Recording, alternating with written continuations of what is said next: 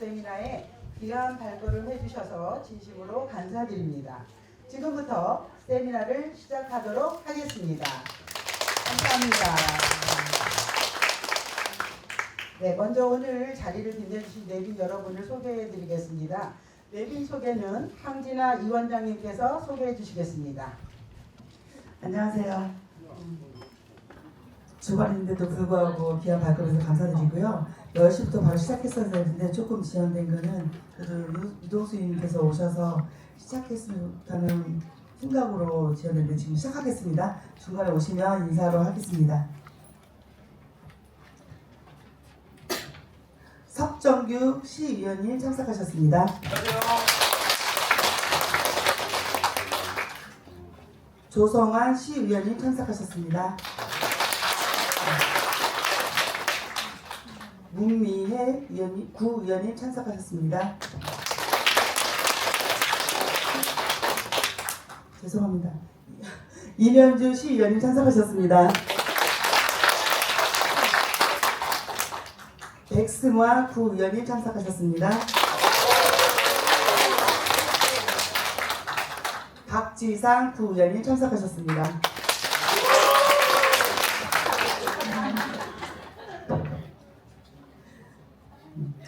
사랑나눔이 복지의 신인수 부원장님 참석하셨습니다.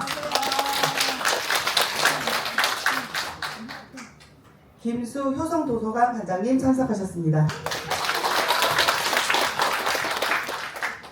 최진경 안남고 운영위원장님 참석하셨습니다.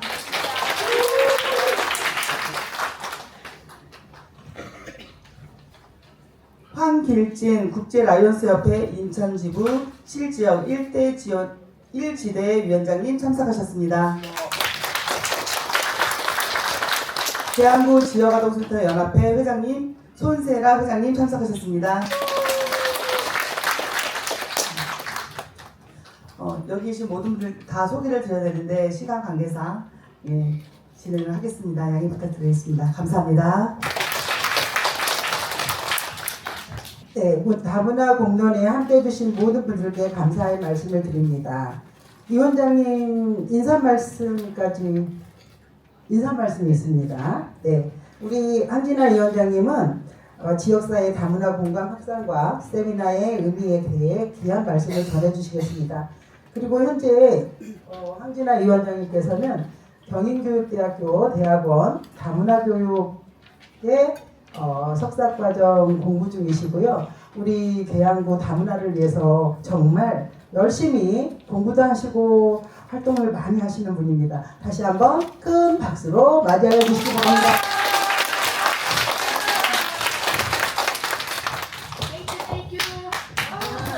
감사합니다.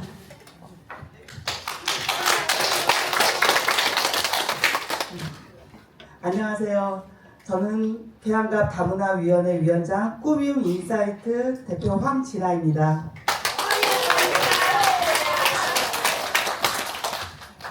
저희 꾸밈 인사이트는요 2018년도 글로벌 마무를 시작해서 2020년도 계양갑 다문화위원회를 합류하면서 지속적인 정기 원래와 봉사로 지금까지 현재 꾸밈 인사이트로 올해부터 발족되었습니다. 감사합니다. 저희 시작에 앞서 저희 회원님들은 제자리에 일어나서 인사드리겠습니다. 자리에 일어나셔서 같이 인사하겠습니다. 인사 정말 말씀 부탁드립니다. 감사합니다. 저희 최근에 통계자료를 보면요, 우리나라에 국내에 거주하는 외국인 수가 280만 명, 전체 인구의 5.4%를 차지하고 있습니다. 일반적으로 다문화 사회는요, 전체 인구의 5%가 넘게 되면 다문화 사회로 분류된다고 합니다. 우리나라는 그 기준을 넘어섰고요. 예. 그래서 이제는 다문화는 일반 사람들의 이야기가 아니라 우리 아이들의 학교, 교실 안에서 이웃과 함께 그리고 지역사회 함께 곳곳에 함께 생활하는 일상이 되었습니다. 하여서 우리 다름은 낯선이 아니라 정말 우리에게 소중한 자산이라고 생각합니다. 특히 교육은요, 다문화 다양성을 인정하고 이걸 또한 같이 우리가 함께 배워가는 일이 정말 중요하다고 생각합니다. 우리 아이들이 정말 뭐라 그럴까요? 편견 없이 서로 이해하면서 정말 우리나라 안에서 세상을 더 넓게 품을 수 있도록 우리 지역사회가 그리고 학교가 그리고 가정이 함께 노력해야 되지 않을까 생각합니다. 오늘 우리 세미나가 다문화 미래사회를 함께 고민하고 또한 같이 누구나 존중받고 또 상호 공동체를 같이 생각할 수 있도록 우리가 이 자리를 뜻깊은 시간이 됐으면 좋겠습니다. 네, 감사합니다. 바로 유동수님 참석해 주셔서 유동수 국회의원님 참석해 주셨습니다.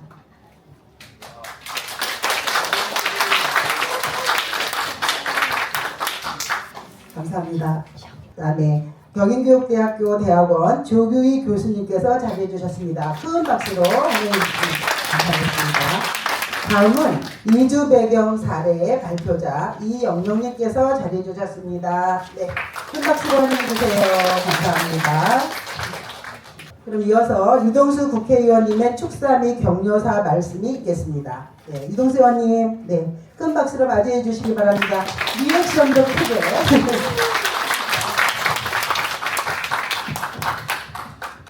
네, 제가 약속 시간보다 좀 늦었습니다. 왜냐하면 다른 민원들이 있어가지고 민원이 좀 늦었습니다.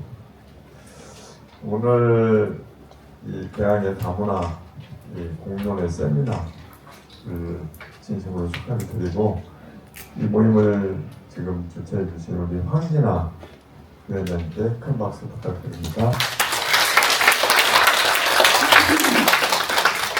또 오늘 강연을 맡아주시는 우리 조기 교수님 감사드립니다. 네. 우리 의원님들도 다 오셨는데 다문화에 관심 가져주셔서 감사드립니다. 예, 저는 오늘 오면서 문득 이런 생각을 했습니다. 대한민국이 과연 이 세계 속에서 우리 대통령께서 얘기하는 대체 불가한 핵심 국가로 명명하고 그런 대한민국을 만들겠다고 이재명 대통령께서 얘기를 하고 계시는데요. 과연 우리가 그러면 세계 속에서 이 다문화를 포용하고 함께 성장할 준비가 되어 있는 국민인가? 우리는 그런 준비가 되어 있는 국민인가? 이런 생각을 해봤습니다. 제가 생각할 때는 아닌 것 같아요. 왜냐하면 저는 중국에 아주 자주 갑니다. 우리 이익민 선생님 계시는데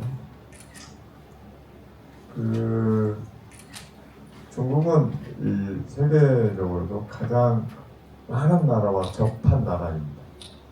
그리고 땅도 넓고 인구도 많고 그러니까 중국 문화 속에서는 다른 나라, 다른 문화에 대한 포용성이 우리보다는 훨씬 개방적이고 같이 함께 성장할 준비가 되어 있는 문화를 갖고 있다고 저는 생각합니다. 미국도 마찬가지입니다. 그런데 우리나라는 말이죠. 원래는 만주로 바로 걸어서도 갈 수 있고 말 타고 갈 수 있는 나라였는데 남북이 분단되어 있잖아요. 그러니까 남쪽으로도 걸어서 또는 자동차를 타고 갈 수 있는 나라가 없어요.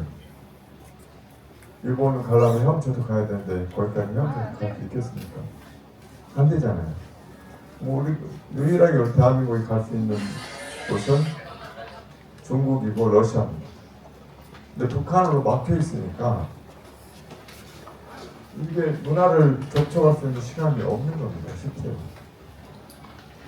그래서 지금 여러분들이 고민하는 이중 언어의 문제, 이중의 문화의 문제에 대한 문제에 있어서는 어릴 때 잘하면서부터 자연스럽게, 예를 들어서 저 북한 분들을 제가 만나서 그러면은 자연스럽게 러시아 쪽도 가깝게 만나고 중국도 가고요.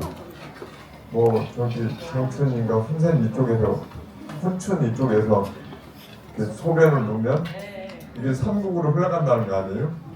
한쪽은 러시아로, 한쪽은 중국으로, 한쪽은 대한민국으로 이렇게 흘러간다는 거 아니에요? 이렇게 그 접경 지역에서는 다 다양하게 한국이 만나고 한국 사람들을 이해하는 폭이 넓어질 거라고 생각하는데 우리는 그런 기회를 못 가졌어요.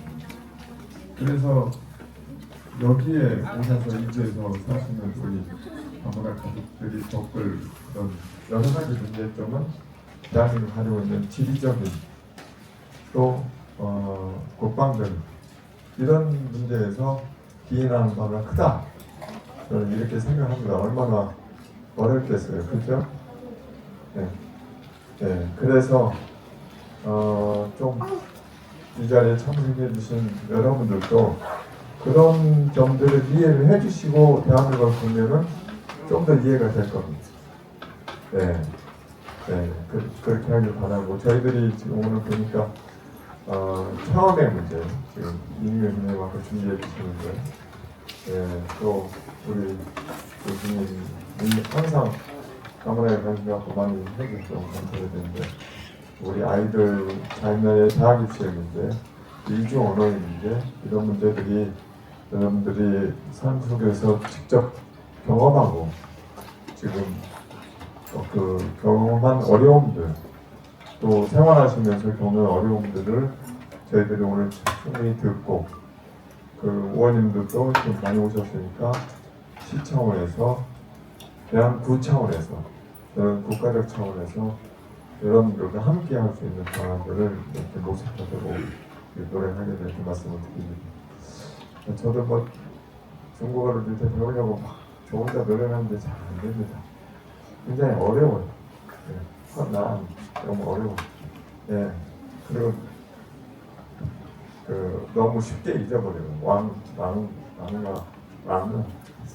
하나 들어보면 두 개 나와요. 네. 너무 어렵습니다. 그러나 제가 그래도 계속 하는 이유는 그렇게 하는 노력 자체가 저 인생에서 의미가 있다 생각합니다.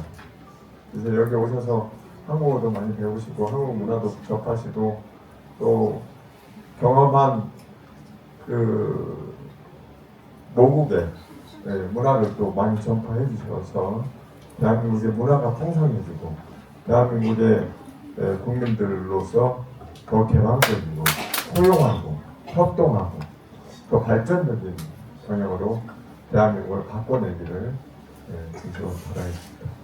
오늘 모임 다시 한번 축하드립니다. 감사합니다.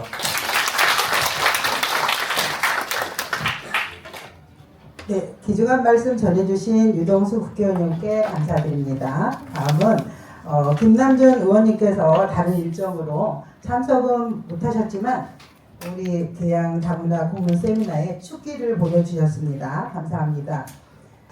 이어서 이주 배경 여성의 사례 발표 시간으로 중국에서 오신 이영명님의 한국 생활 적응기에 느낀 점, 생각한 점, 에피소드, 행복한 순간들을 발표해 주시겠습니다. 큰 박수로 맞이해 주시기 바랍니다.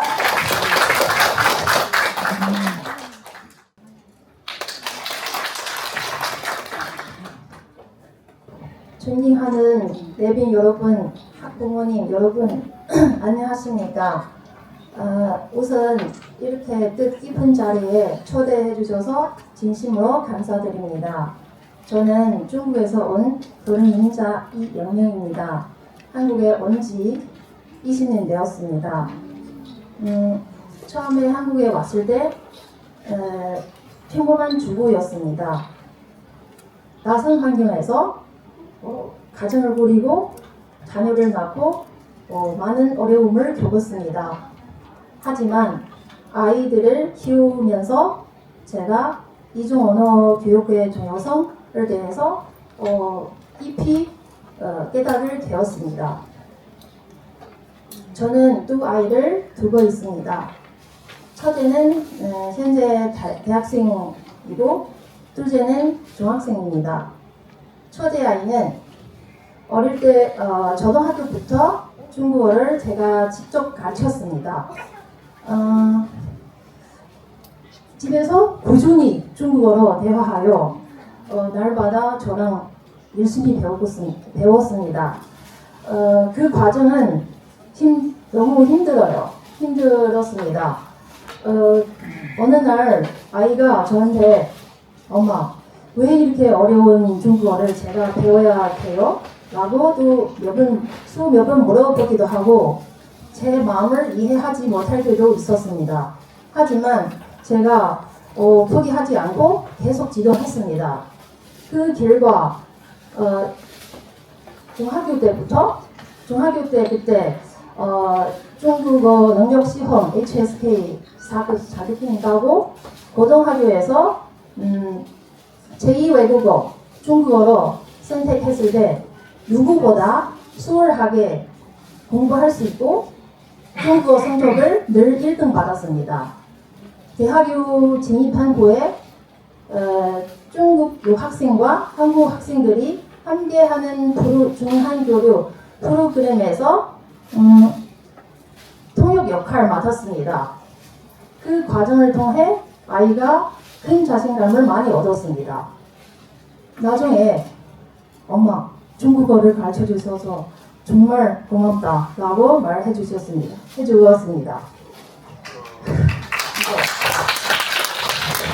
그 자신감을 얻어서 결과 다른 과목도 전체 다 A급, A+ 다 받았습니다. 계속 장학금을 타고 지금 이번 시험 역시도 전부 다 A+ 받았습니다. 네. 둘째 아이는 역시도 저도 어릴 때부터 중국어를 접하고 자랐습니다. 현재는 온라인 전문 프로그램 통해서 중국어를 꾸준히 배우고 있습니다. 아이들을 키우는 과정에서 저도 새로운 도전을 시작했습니다. 이중 언어 강사 자격증 따고 교육청 진행하던 찾아가는 학교 예비 강사 여러 번 교육하고 현재 2013년부터 현재까지 여러 초중고 고등학교에서 중국어와 중국 문화를 가르치고 있습니다. 또한 중국 입국 학생들에게 한국어 교육도 지도하고 있습니다.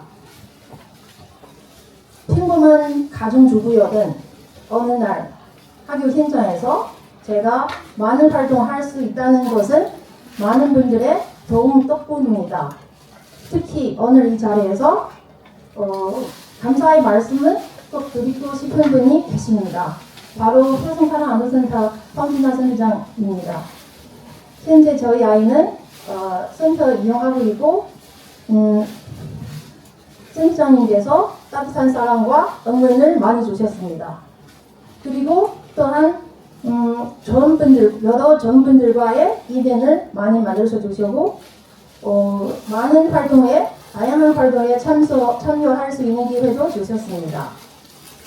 무엇보다 오늘 이 자리에서 발표할 수 있는 소중한 기회를 주셔서 진심으로 감사드립니다. 이 자리를 빌려 더 깊은 감사의 말씀을 전합니다. 마지막으로 저와 같은 결혼인자 학부모님들께 한 말씀을 드리고 싶습니다.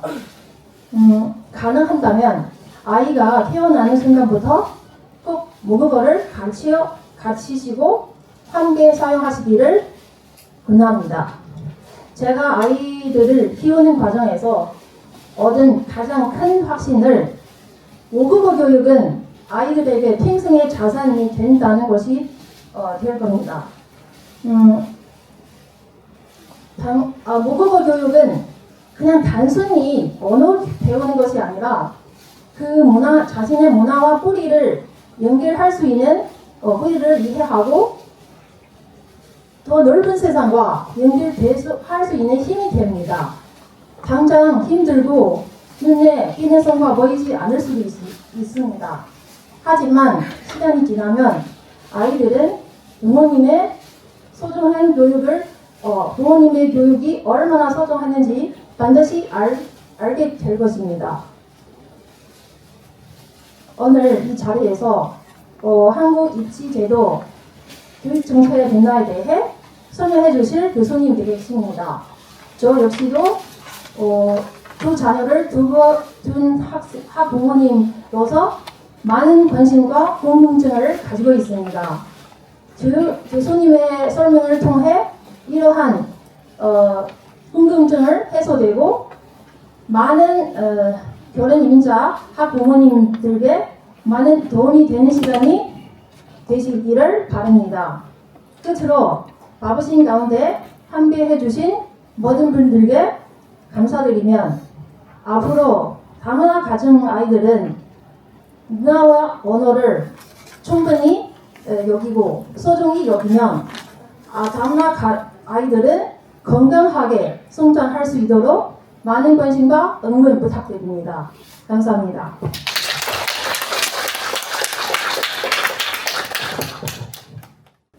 발표를 해주신 우리 이주여성 이영명님께 앞으로도 살아가시면서 더 많이 행복하시고 꽃길만 걸으시라고 큰 박수를 보내주시기 바랍니다. 어느 누구보다도 그 생생하게 한국 생활의 적응기를 잘 들려주셔서 다문화 이주 배경 어머님들께 많은 도움이 되실 거라고 생각이 듭니다. 그리고 또 어릴 때부터 모국어가 굉장히 많이 모국어를 같이 한국어랑 같이 사용할 수 있도록 그렇게 권장하는 것은 정말로 좋은 아주 훌륭한 선택이라고 생각을 합니다. 그러면 인천시 교육청 도성훈 교육감님께 미래사회와 교육 AI 시대의 일것이라는 주제의 강연을 부탁드리겠습니다. 큰 박수로 맞이해 주시기 바랍니다. 안녕하세요. 인천광역시 교육감 도성훈입니다. 반갑습니다.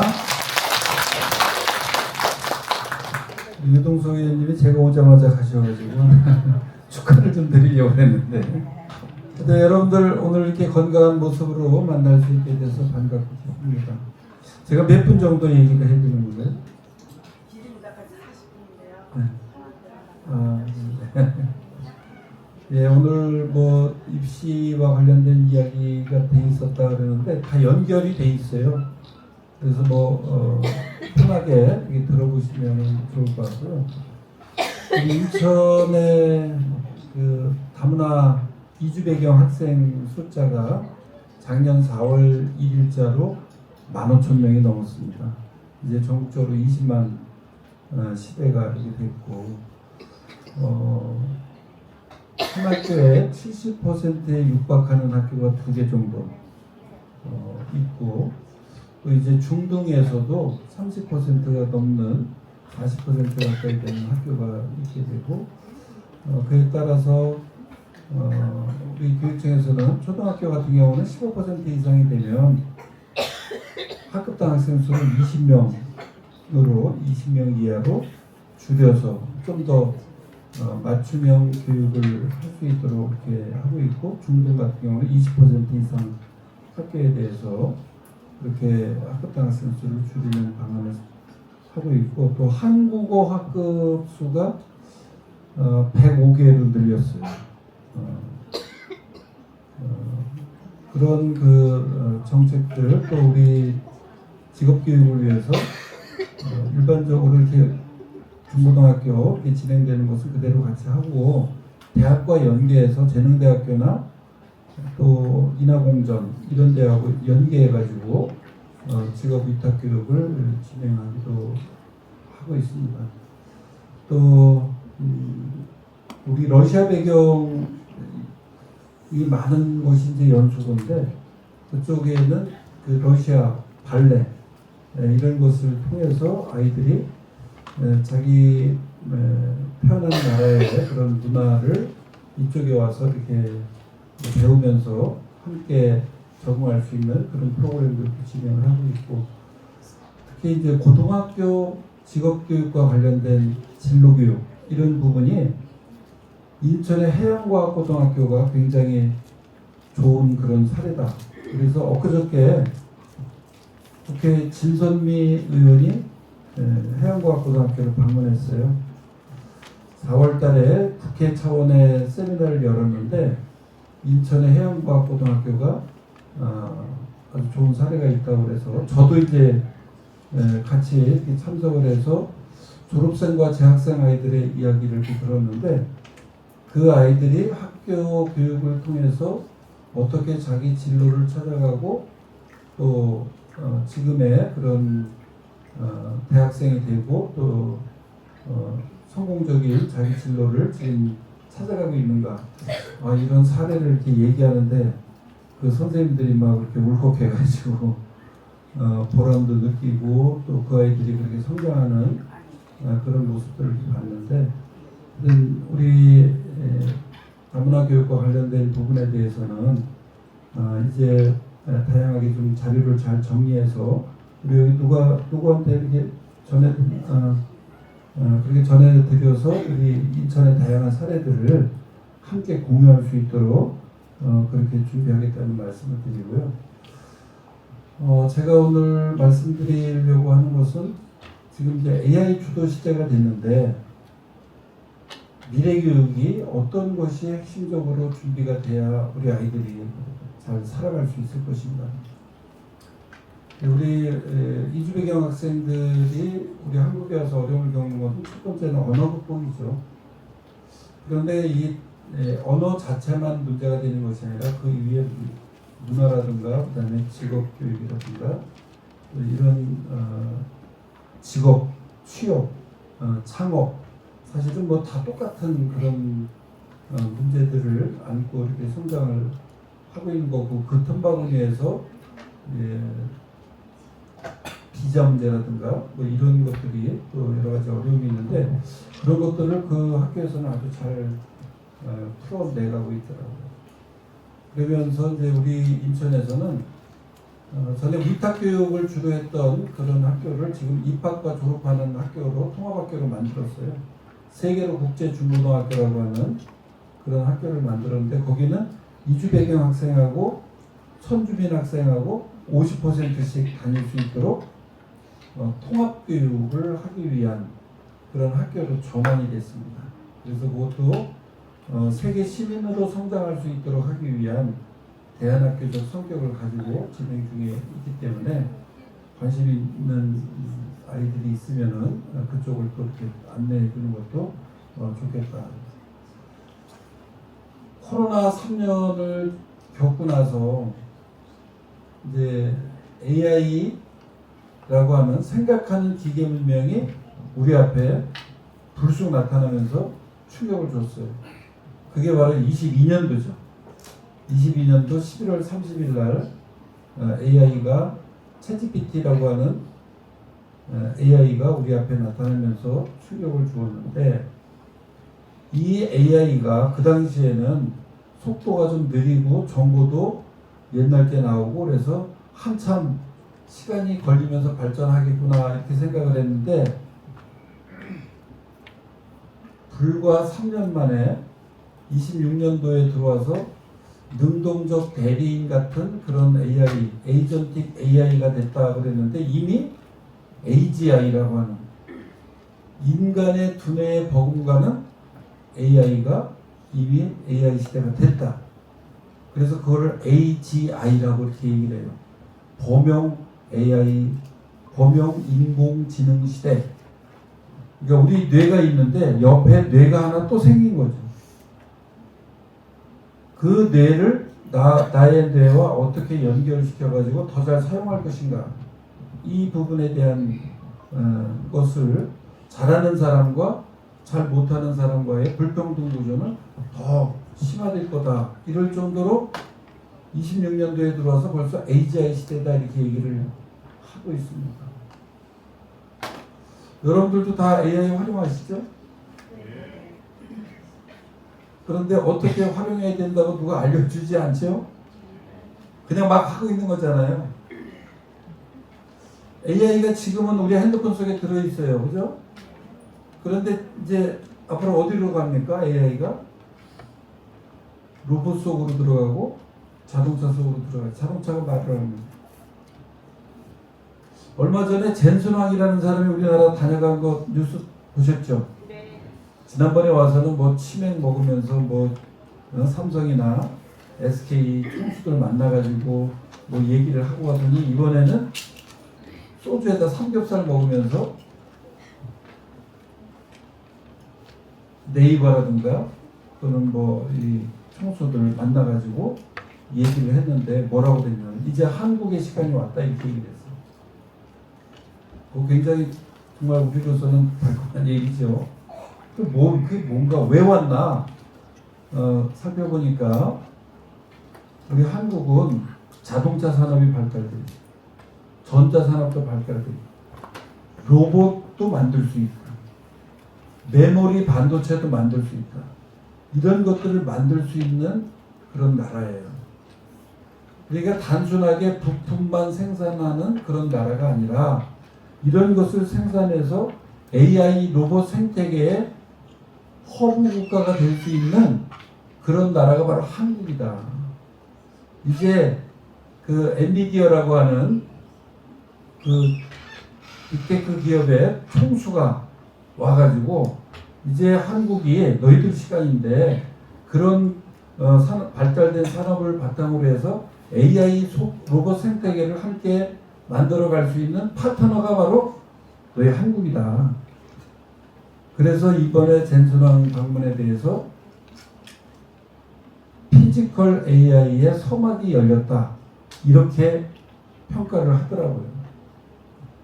이재명 정부에서 피지컬 AI가 미래의 먹거리 산업이다. 이렇게 얘기를 했습니다. 그 피지컬 AI라는 게 바로 로봇이잖아요. 이제 로봇 속으로 이 AI가 들어가서 한 사람이 100개의 AI를 가지고 일을 시켜서 공장을 운영하는 이런 시대가 됐다는 얘기입니다. 그랬을 때 이미 여기까지 기술이 이렇게까지 와 있는데 우리 아이들에게 여전히 걸어다니는 백과사전처럼 지식을 주입하는 그런 교육을 할 것이냐, 아니면 살아있는 탐구자를 기를 것이냐. 이제는 어떤 질문을 하느냐에 따라서 AI의 답이 달라지고 질이 달라집니다. 이게 여러분들이 아까 대학 입시와 관련돼서 이제 제가 얘기를 잠깐 드리면요. 제가 경인 지역에 있는 대학 11개를 불렀어요. 입학처장이나 또는 입시 사정관들을 불러가지고 대학에서는 도대체 걸어다니는 백과사전을 원합니까? 아니면은 살아있는 탐구자를 원합니까? 어떤 사람을 선발하고 싶으십니까? 이런 부분에 대한 질문을 했어요. 왜냐하면 지금 고교학점제가 전면화되면서 28년까지는 이제 방법이 정해졌는데 그 이후에는 어떻게 뽑을 것인가에 대해서 대학이 지금 혼동을 겪고 있어요. 혼란을 겪고 있어요. 근데 거기다가 지금 AI가 너무나 빠른 속도로 발전을 하다 보니까 단순하게 지식을 묻고 답하는 이런 식의 공부는 필요가 없다. 이것을 AI가 지금 여실하게 증명을 하고 있어요. 대학 교수들 요새 학생들 가르치기 굉장히 어려워하고 있어요. 뭘 말하면 바로 그 자리에서 확인을 한단 말이에요. 이제는 일방적으로 혼자 막 주입식으로 하는 그런 식의 수업이 우리 대학생들한테 안 된다. 제가 재작년에 미국 갔을 때 그 그 AI 전문가 교수하고 대화하는데 그 얘기를 이미 그때도 했어요. 이제는 학생들한테 일방적으로 내가 이렇게 수업하는 것은 더 통하지 않는다. 결국 그렇게 뇌가 게을러지거나 나태해질 가능성이 있는데 그것을 방어하기 위해서는 이제 우리 학생들하고 토론하면서 함께 성장하는 그런 길을 배움의 길로 삼아야 된다. 우리나라로 치자면은 교학 상장이죠. 가르치면서 배우고 배우면서 가르친다라고 하는 그런 태도를 가지고서 가야 된다. 이제 젊은 사람들이 AI 더 잘 활용하면 젊은이들한테 배워야 되는 시대가 됐죠. 옛날에는 우리 어르신들한테 마을에서 자라면서 어르신들한테 이렇게 배움이 됐었는데 AI 시대는 애들이 먼저 배우고 이제 우리 어르신들도 키오스크 모르면 밥도 못 먹어요. 이제. 그러니까 배워야 돼요. 끊임없이 배워야 됩니다. 그렇게 세상에 엄청난 속도로 이미 변해 있다.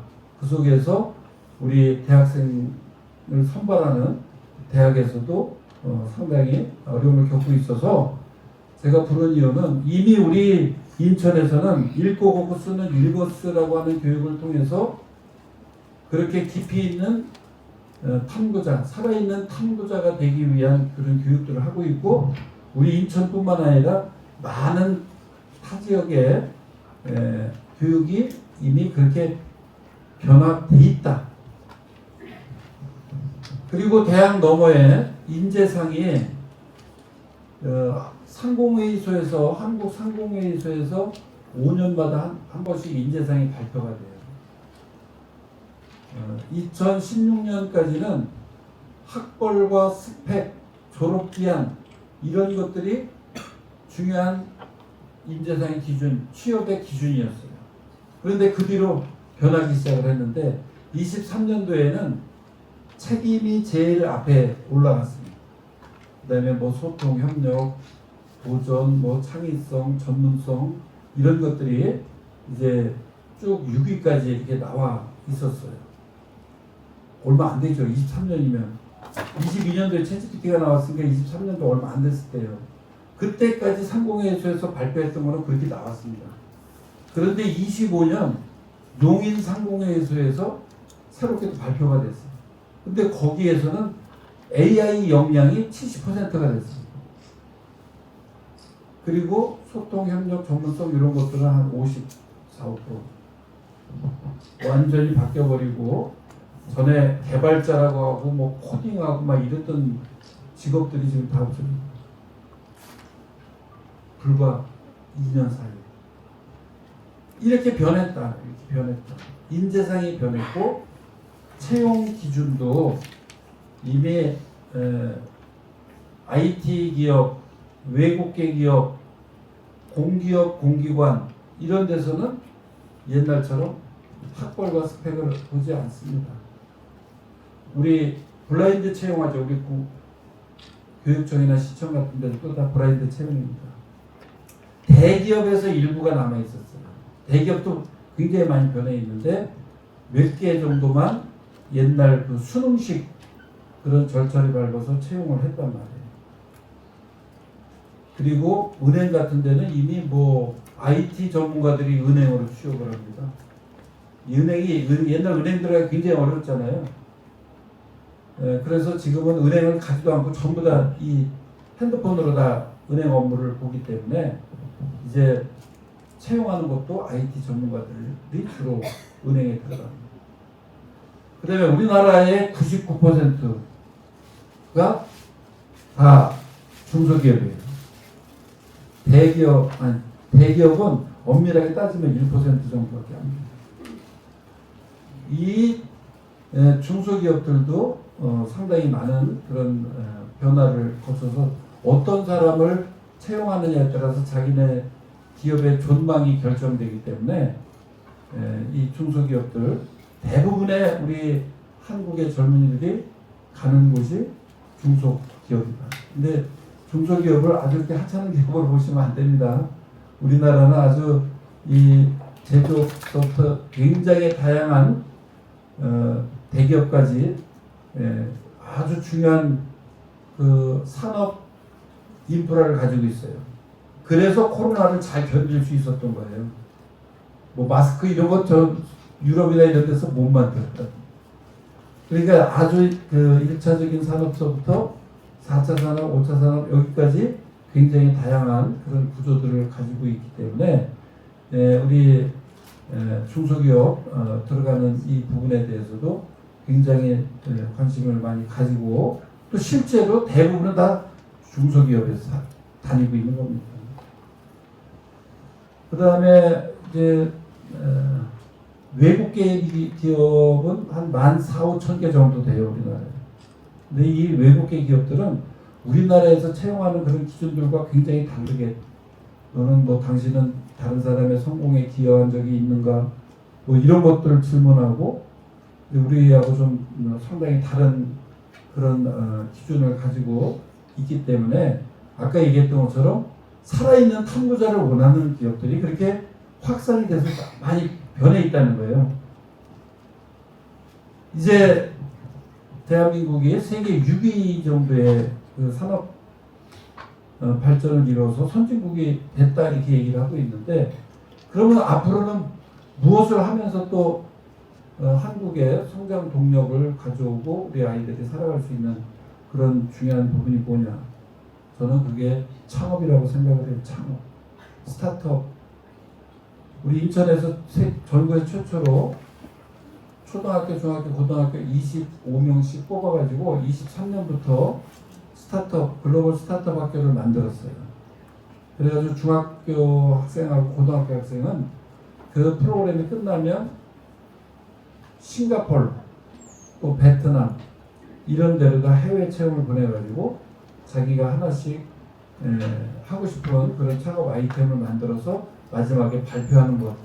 이렇게 처음부터 우리의 제도화된 틀 속에서만 성장하다 보니까 그 이외의 것을 생각하지 못하는 것을 좀 더 넓게 사고할 수 있도록 하기 위해서 이 글로벌 스타트업 학교라는 것을 지금 만들어서 진행을 하고 있고, 금년에도 60명이 선발돼서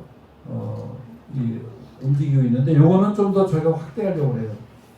그래서 이번에 아이디어 놀이터라고 하는 공약을 하나 만들었는데, 건물도 새로 하나 만들었어요.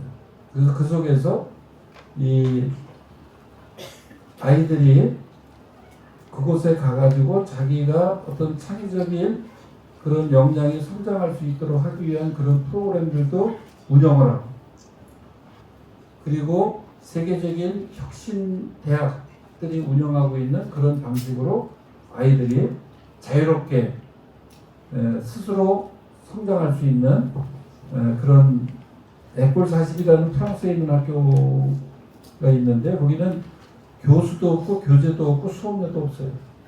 그런 학교가 있는데 아주 놀라운 그런 성과를 보내고 있어요. 그래서 그런 것들을 우리가 어떻게 접합시킬 것인가, 그리고 최종적으로 창업까지 연결하는 그런 그 준비를 지금 하고 있습니다. 아까 우리 직업교육과 관련돼서 좀 더 말씀, 여러분들한테 좀 안내를 해드리고, 우리 인천에는 특성화고등학교가 30개가 있어요. 이제 고3 학생들 위탁해서 가는 학교가 하나 있고 3학년 때, 그 다음에 나머지는 전부 1, 2, 3학년인데 굉장히 다양하고요. 제가 지난 8년 동안에 이렇게 만들었던 학교들이, 우리 인천에는 바이오 단지가 엄청나게 크고 전 세계적으로도 가장 큰 초격차의 바이오 단지가 지금 송도에 만들어져 있고, 앞으로 더 거기서 계속 확장을 시킵니다. 그래서 지난번에 우리가 바이오 과학고등학교를 만들었어요. 청학 공부를 바이오 과학고등학교로 바꿨습니다. 그래서 이번에 삼성 바이오로직스의 4명의 학생이 이번에 처음으로 그 대기업에 들어가는 그런 결과를 이번에 나왔는데, 앞으로 이 바이오 단지하고 연결시켜서 더 많은 학생들이 직업교육을 통해서 이렇게 들어갈 수 있도록 그렇게 할 예정이고요. 반도체 고등학교도 작년에 또 뽑아서 만들었는데 이건 협약형 고등학교라고 그래서 지역에서 공부하고 지역에서 직업도 갖고 지역에 정주할 수 있는 그런 직업 교육을 하자. 그래서 정부로부터 5년 동안 45억을 지원받는 학교가 바로 바이오 과학고등학교. 우리 특성화고등학교 관심 있는 분들 잘 기억해뒀다가 한번 관심 있게 살펴봐 주세요. 바이오, 그다음에 반도체 고등학교. 이 반도체 기업은 대만이 1위 자리는 대만에 있는데 2위하고 3위는 인천에 있어요. 송도의 엠코라고 하는 기업이 반도체 생산 기업이고요. 또 영종도에 스태츠치펙 코리아라고 하는 기업이 3위예요. 그래서 그렇게 반도체 고등학교가 있고 소방고등학교도 만들었습니다. 수도권에는 소방고등학교 우리 인천에 유일하게 있어요. 다른 지역에서는 한두 개 과실이 있는데 우리 인천에 있는 소방고등학교는 모든 게 다 소방과 연결되어 있는 소방고등학교 간다고 해서 다 소방서가 되는 게 아니에요. 안전에 대한 것이 시대가 갈수록 더 중요해지기 때문에 그런 거의 90%는 안전과 관련된 부분이 소방고등학교가 글로벌 셰프고등학교 셰프고등학교 하니까 조리사죠. 조리고등학교 강화에 있는데 거기가 지금 벌써 한 2대 2.5대 1 뭐 이런 식으로 상당히 높은 그런 경쟁률을 보이면서 강화 지역의 기숙학교로서 지금 운영이 되고 있습니다. 글로벌 셰프고등학교. 그 다음에 이 국제물류고등학교 영종도에 있는 학교인데요. 이 학교도 기존에 있던 학교인데 그거를 말씀드리면은 이번에 거기도 협약형 고등학교로 지정이 됐습니다. 그래서 5년 동안에 45억을 지원받으면서 물류에 관련된 인력을 양성하는 그런 학교입니다. 그 다음에 항공과학고등학교가 있어요. 여러분들 공항 가보면은 비행기가 착륙하면서부터 뜰 때까지 뭐 물건도 내렸다가 채우고 또 뭐 고장 났는지 다 이런 거 조사하고 점검하고 막 이런 일들을 하잖아요. 그 전 과정을 MRO라고 하는 거예요. MRO. 그래서 정석항공과학고가 바로 이 항공과 관련된 그런 엔진 점검이라든가 이런 기술을 바탕으로 해서 가서 이제 얼마 전에 또 장관이 요새 전부 이렇게 교육부에서 오면 인천을 많이 와요. 그래서 항공과학고등학교도 장관이 오셔가지고 함께 이렇게 학교를 둘러보면서 우리 항공 MRO 산업이라든가 항공 우주와 관련된 그런 형태들의 학교들을 어떻게 지금 하고 있는지 여기서 잘하고 있는 그런 사례들을 좀 다른 때들 전파해야 되겠다. 그렇게 해서 이렇게 오게 됐는데 제가 항공 MRO 때문에 그런 아이들의 진로 문제 때문에 직접 공항에 있는 샤프 테크닉이라고 하는 그런 MRO 기업도 가보고 싱가포르에 있는 항공 MRO 기업도 가봤어요. 그러면서 저는 앞으로 인천에 공항이 있기 때문에 이 MRO 산업이 인천에서 확장이 되고 인천 아이들이 그곳을 들어갈 수 있도록 해야 되겠다. 그런 생각으로 다 기업들을 제가 방문하면서 어떤 특성을 가지고 우리가 교육해야 되는지 이런 부분에 대해서 살폈습니다. 요즘에 나오는 거는 그 에너지 고등학교. 지금 여기 이 인천 앞바다에 풍력을 이용한 에너지 전환. 요새 대전환의 시대다 이렇게 얘기하잖아요. 에너지 대전환인데 지금까지 70%의 연료가 전부 화석 연료예요. 이거는 지구를 힘들게 하고 병들게 하는 아주 지름길인데 여전히 70%가 화석 연료. 이런 것을 쓰고 있는 것을 어떻게 하면 그린 에너지로 바꿀 것인가. 이게 지금 에너지 대전환의 시대다라고 얘기하는 것이잖아요. 그래서 이 인천 앞바다에 그 풍력을 이용한 에너지 원을 만들기 위한 그런 노력들이 지금 진행이 되고 있는데 그것뿐만 아니라 다양한 뭐 햇빛 발전소라든가 여러 가지 그 그린 에너지로 전환할 수 있도록 하는 것이 굉장히 중요한 우리의 과제인데 우리 계양에 있는 계산공고를 지금 에너지고등학교로 전환 중에 있어요. 그래서 내년도 되면은 이제 에너지고등학교로 선발하기 위한 그런 준비들을 지금 진행하고 있다. 우리 인천이 가지고 있는 8대 전략산업들, 그런 전략산업들을 연결해서 우리 아이들의 직업이 성장할 수 있도록 이렇게 해야 되겠다라고 하는 것이고, 아까 말씀드린 것처럼 이제 AI 시대에 이 AI를 잘 사용하는 사람과 잘 못 사용하는 사람은 이제 불평등 구조가 더 강화될 것인데, 그 AI를 잘 활용하기 위해서 어떻게 해야 될 것인가, 이것에 대한 교육을 우리 교육청이 준비하는 것이 바로 일거스 AI입니다. 이번에 선거하면서 포스터에서 보셨죠? 일거스 AI라는 말 보셨습니까? 네. 이 AI 교육은 기술을 가르치는 교육이 아닙니다. 물론 사용하는 법을 우리가 알고 그것을 어떻게 더 잘 사용할 것인가, 이런 것들은 기초적인 것을 우리가 배워야 되지만 그 앞에다가 왜 일거스를 붙여줄까요? 구글 아시죠?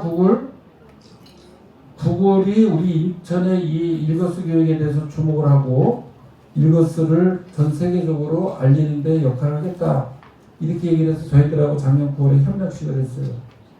그럼 왜 우리한테 주목을 했느냐, 이렇게 제가 질문했어요. 그랬더니 그 구글에서 뭐라 그랬냐면, 이 AI가 나왔을 때 전 세계가 다 기술로 접근을 했다. 그런데 인천만 인간 중심의 일거스 교육으로 대응을 하겠다고 준비를 했기 때문에 그 부분에 대해서 우리 구글이 관심을 갖고 주목하게 됐다. 그 무슨 얘기냐? 재작년에 그 미국의 MIT에서 연구 결과가 하나 나왔어요. 6월달에 발표가 됐는데 AI로 글을 4편씩 쓰게 했습니다. 어떤 사람은 뇌 전용으로, 우리가 하는 게 맨날 뇌 전용으로 쓰잖아요. 머릿속에서 생각해서 글을 쓴단 말이에요. 그리고 어떤 사람들은 한 그룹은 AI로 글을 쓰도록 했어요. 이 뇌 전용으로 글을 쓴 그룹한테 AI를 붙여줬어. 또 AI로 글을 쓴 그룹한테 뇌 전용으로 글을 써봐라, 이렇게 했어요. 어느 것이 더 창의력이 반영이 잘 됐을 것 같아요? 좋은 글이 나오고. 네? 첫 번째 거, 두 번째 거. 뇌 전용으로 하는 데다가 AI를 붙인 게 더 잘 나오겠어요? AI로 쓴 글을 다시 이 뇌 전용으로 쓰는 그런 과제를 준 이 두 번째 그룹이 더 잘 나오겠어요? 두 번째. 뇌 전용으로 쓴 사람에다가 AI를 붙여주니까 더 좋은 글이 나와요. 여러분들 AI한테 지금 얘기하면은 내가 생각하기 전에 딱 질문만 하면 답이 쭉 나오잖아요. 근데 여러분들이 답 나오는 걸 미리 알고 있었습니까? 모르고 있었지. 그러면은 질문을 잘 만드는 게 중요해요. 그런데 이 AI를, 지금 내가 AI를 어떻게 활용해야 될 것인가에 대한 핵심을 해요. 뇌가 나태해지거나 게을러지지 않아야 된다. 여러분들 핸드폰 쓰다 보니까 전화번호 하나도 못 외우죠? 배워요. 그러면 아주 대단하십니다. 저는 제 전화번호도 막 있어. 옛날에 전화번호 막 100개 뭐 이게 막 외웠잖아요. 지금 하나도 못 외우죠. 그런 것처럼 AI로다가 이렇게 글을 쓸 때 어떻게 해야 되냐, AI를 활용할 때 어떻게 해야 되냐, 요 원리가 HAH예요. H는 휴먼, AI 휴먼. 내가 먼저 아이디어를 생각하고 설계를 해야 된다. 제가 요새 매일 칼럼을 한두 개씩 쓰는데 요새 HAH 방법을 써요. 그래서 제가 머릿속에 떠오르는 그런 글 제목이나 핵심 키워드를 생각해서 개요를 작성해 설계해봐라. 그러면 개요가 딱 나와요. 그럼 개요가 내가 마음에 드는 그런 어휘들이 들어가가지고 이 개요가 작성이 되는가를 검토하죠. 그래서 거기서부터 내 생각하고 다른 부분을 이제 고치기 시작하는 AI하고 대화를 할 때 내가 먼저 생각한 걸로 얘기를 한다. 그런 다음에 AI하고 대화를 하는데 이제 초안 작성해가지고 AI가 이제 전략적 파트너죠. 나의 전략적 파트너로서 AI하고 이제 대화가 시작되는 겁니다. 그래서 내가 나온 거를 보고 다시 고치고 다시 누르고 또 다시 고치고 이런 것을 반복해서 하고 최종적으로는 또 어떻게 해야 돼? 내가 해야 된다. 내가. 왜? AI는 책임을 안 져요. 너 차라리 죽는 게 나아. 이렇게 하면 큰일 납니다. AI하고 저 상담하지 마세요. 상담하다가 내 마음이 흔들릴 때 너 죽는 게 나아. 그래가지고 죽었다고 그 기사 한번 났었죠? 외국에서. 지게라는 생각을 잊어버립니다. 그래서 책임을 안 져요, AI는. 그리고서 뭐라고 틀렸다 그러면, 아우, 죄송합니다. 금방 또 아첨하거나, 막 사과하거나, 아첨 효과가 58%예요. 또 편향성을 가지고 있어. 한쪽에 치우친 그런, 객관성을 잃어버리고 막 치우쳐 있어. 정보가 이게 돈에 따라서 정보의 질이 달라요. 무료 버전, 3만원 버전, 5만원 버전, 10만원, 30만원. 박사급이 지금 막 답을 하고 있고. 그런데 그게 맞는지 안 맞는지 내가 알 수가 없어, 이게.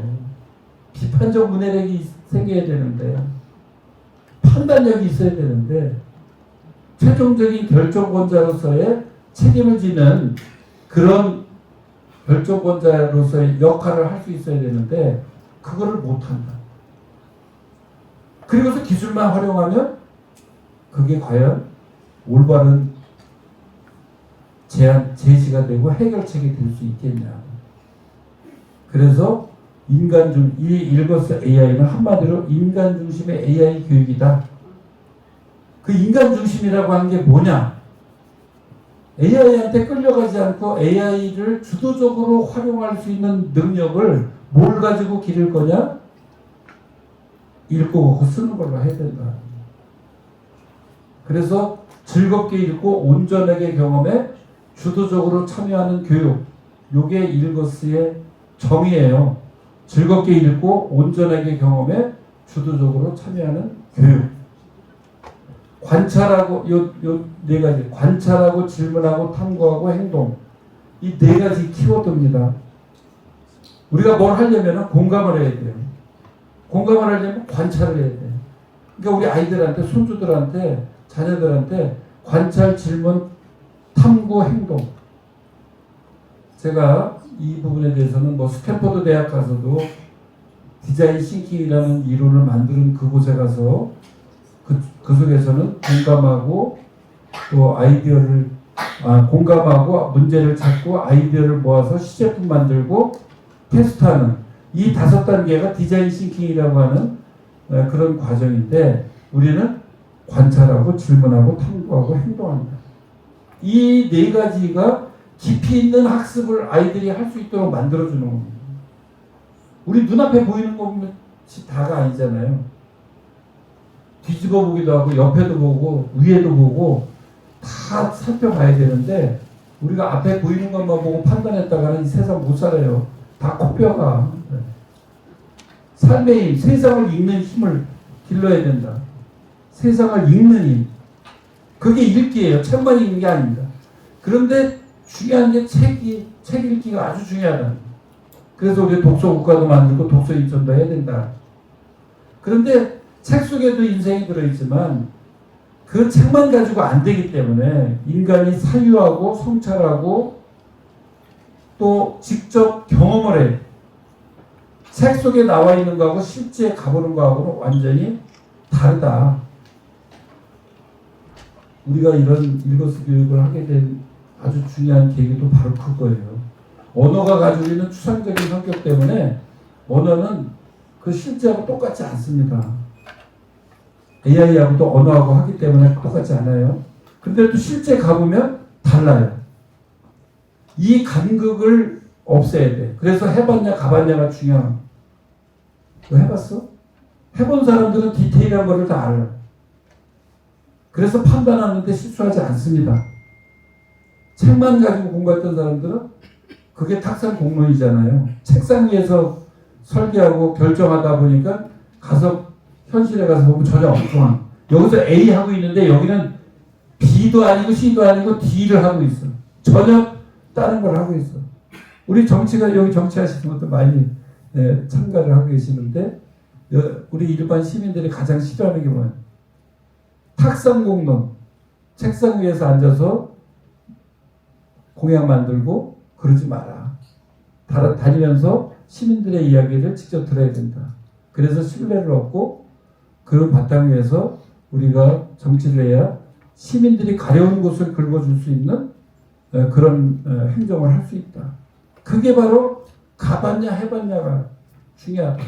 이 걷기가 바로 그 가봤냐 해봤냐입니다. 미네르바 대학이라는 건 세계적인 대학이 6개의 나라를 돌아다니면서 수업을 해요.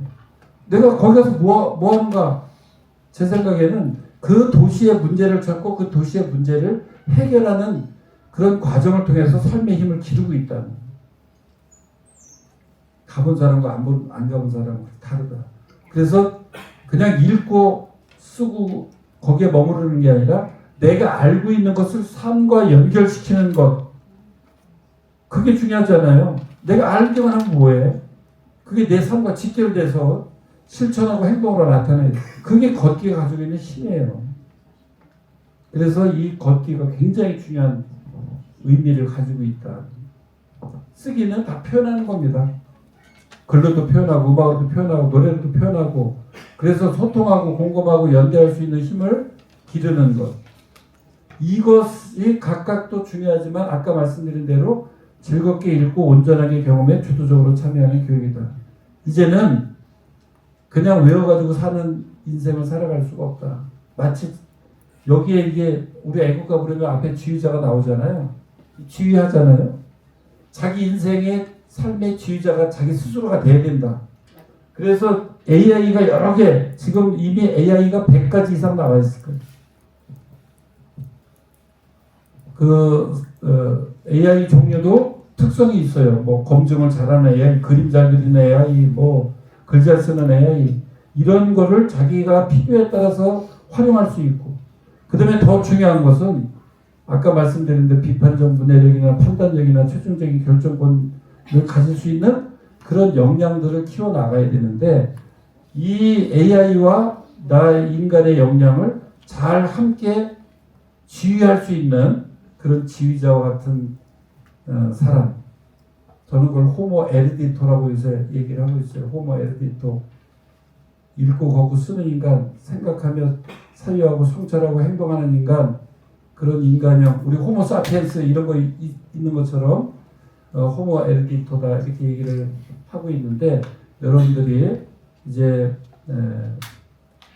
제가 최종적으로 다시 한번 아주 핵심적인 거 HAH 그래야 내 뇌가 나태해지거나 게을러지지 않는다.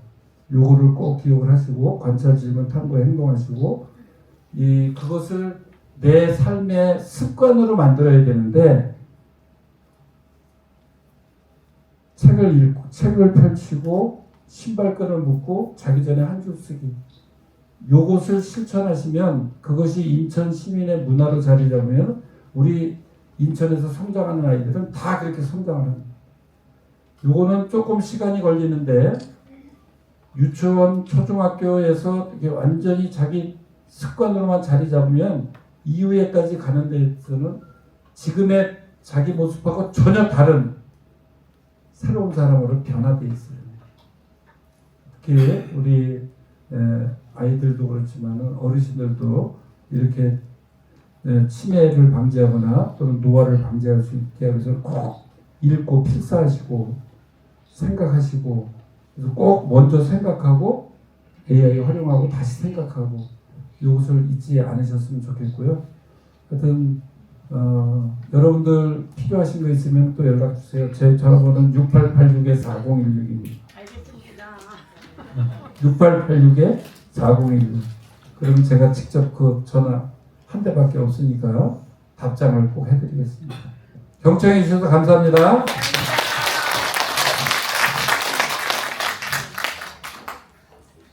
혹시 그 궁금하신 점 이렇게 질문하실 거 있으실까요? 교육관님께 직접 궁금하신 거 있으시면 손 누르시면은 제가 질문 없고 학기 잘 들었습니다. 질문하셔도 돼요. 네, 궁금하신 거 있으시면 편하게 질문하셔도 됩니다. 네. 네. 궁금한 점은 네. 선거 때는 굉장히 젊었었는데 지금 뵈니까 좀 네.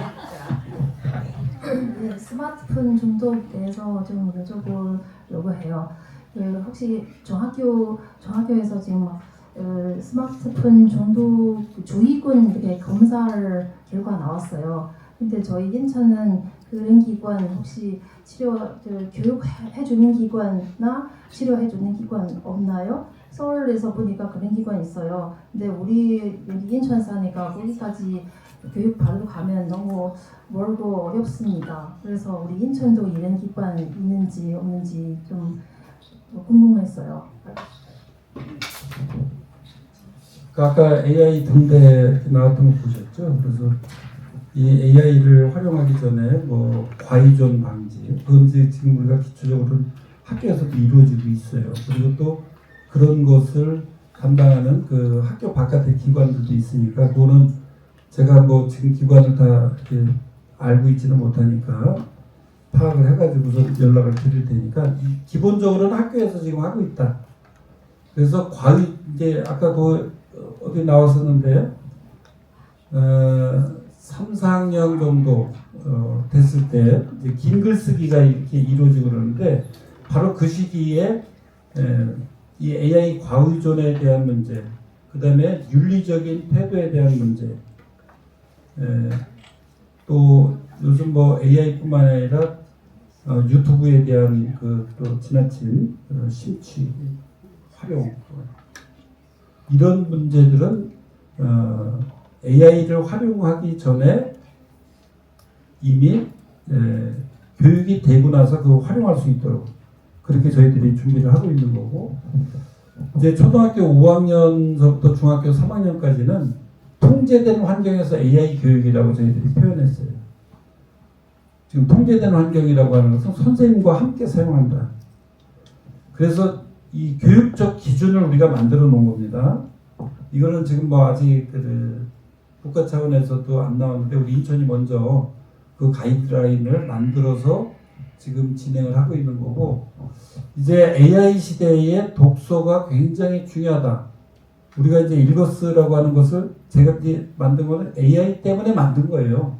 AI에 대응해서 인간 답을 어떻게 가져갈 건가, 무엇으로 가져갈 건가, 이런 것 때문에 이제 읽어쓰를 만드는 건데, 국회에서 독서국가를 만들자 이렇게 해가지고 우리 독서인천 지금 버스에다가 막 독서인천 달고 다니잖아요.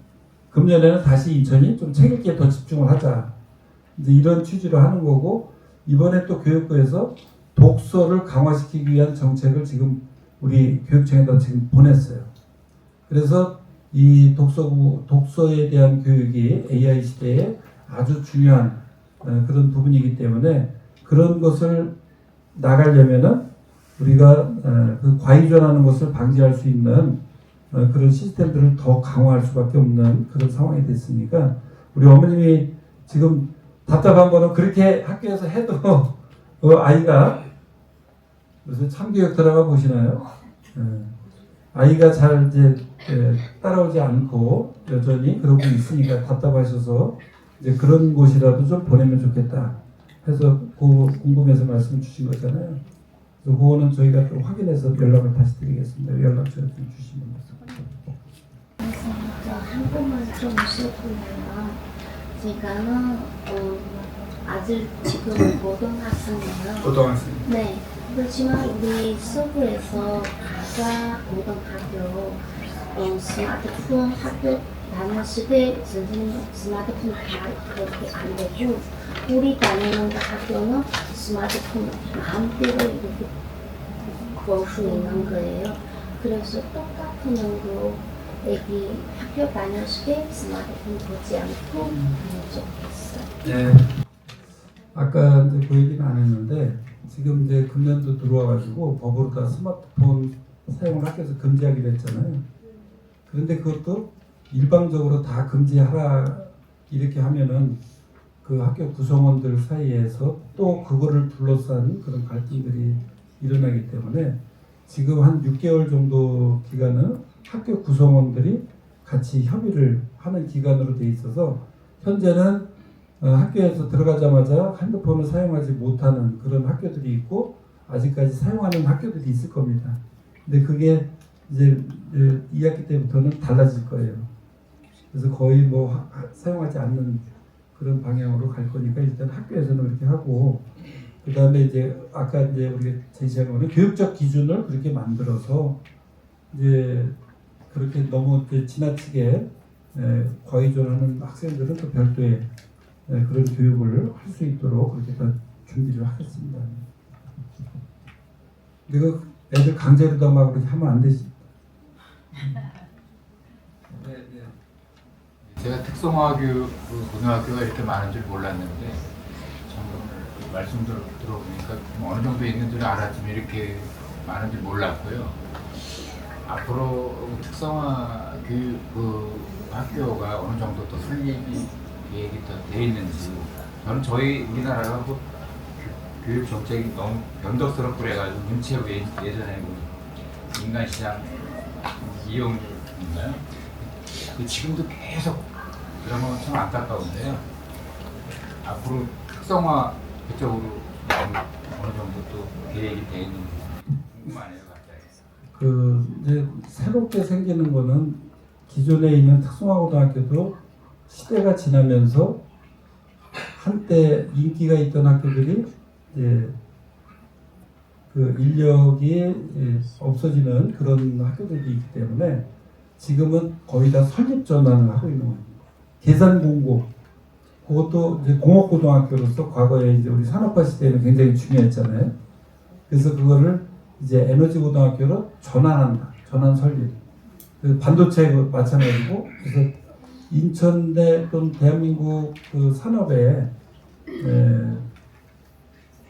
전략산업에 맞추어서 거기에서 일할 수 있는 그런 젊은이들을 이렇게 양성을 해야 되기 때문에 저희들이 빠르게 이렇게 대처를 하는 거죠. 그래서 학교까지 설립하기 어려운 거는 학과 개편을 계속 하고 있어요. 뭐 펫뷰티과 이런 거 들어보셨어요? 네, 그런 것도 시대적인 요구잖아요. 그래서 시대적인 요구에 맞춰서 학과 개편을 하고 좀 더 많은 인력이 필요하다 그러면은 학교를 완전히 전환 신설하고 또 인천에 대중예술고등학교도 만들었어요. 예술고만 있었는데 대중예술고등학교 말하자면 K-POP 고등학교 같은 거죠. 전국에서 유일하게 공립 최초의 대중예술고등학교. 뭐 지금 현재 5대1, 6대1 그렇게 돼요.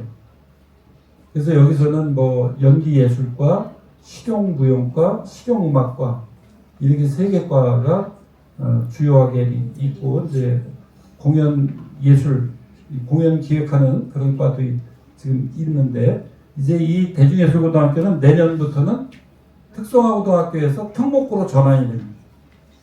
특목고로 이제 전환이 돼서 인천 예고나 똑같은 특목고가 되는 그런 과정을 거치게 되는데 우리 아이들이 내가 사교육 없이 오로지 공교육을 통해서 이 예술교육을 배우는 그런 유일한 학교다. 이런 자부심을 우리 아이들이 가지고 있어요. 그건 전부 다 우리 공립에서 이루어지는 예고는 거의 다 사립이에요. 사립.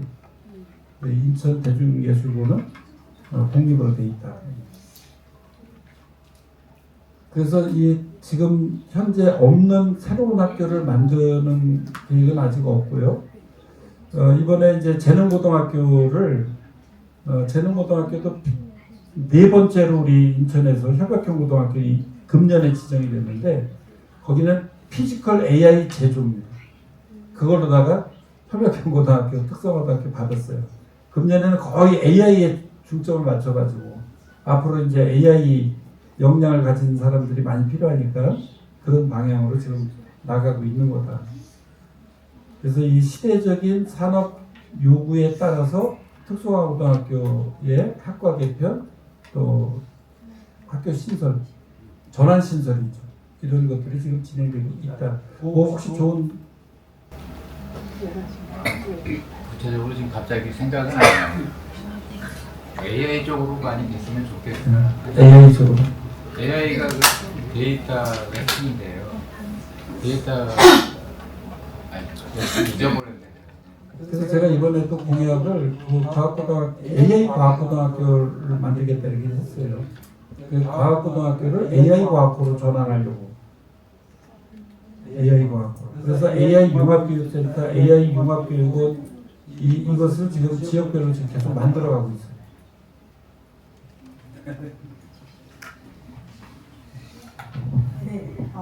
우리 인천시 도성원 교육감님께서 AI 시대 그리고 앞으로 그 이제 자녀들을 위한 AI를 활용한 그런 교육 그리고 특성하고 반도체, 바이오, 뭐 셀프, 셰프, 또 소방고 뭐 이렇게 여러 가지 에너지고까지 또 많이 계획을 하고 계시니까 그 우리 중학교 자녀분들 계시는 학부모님들께서는 많이 참고해 주셨으면 좋겠습니다. 지금까지 우리 도성훈 교육관님께서 좋은 정보 주셔서 너무 감사합니다. 큰 박수.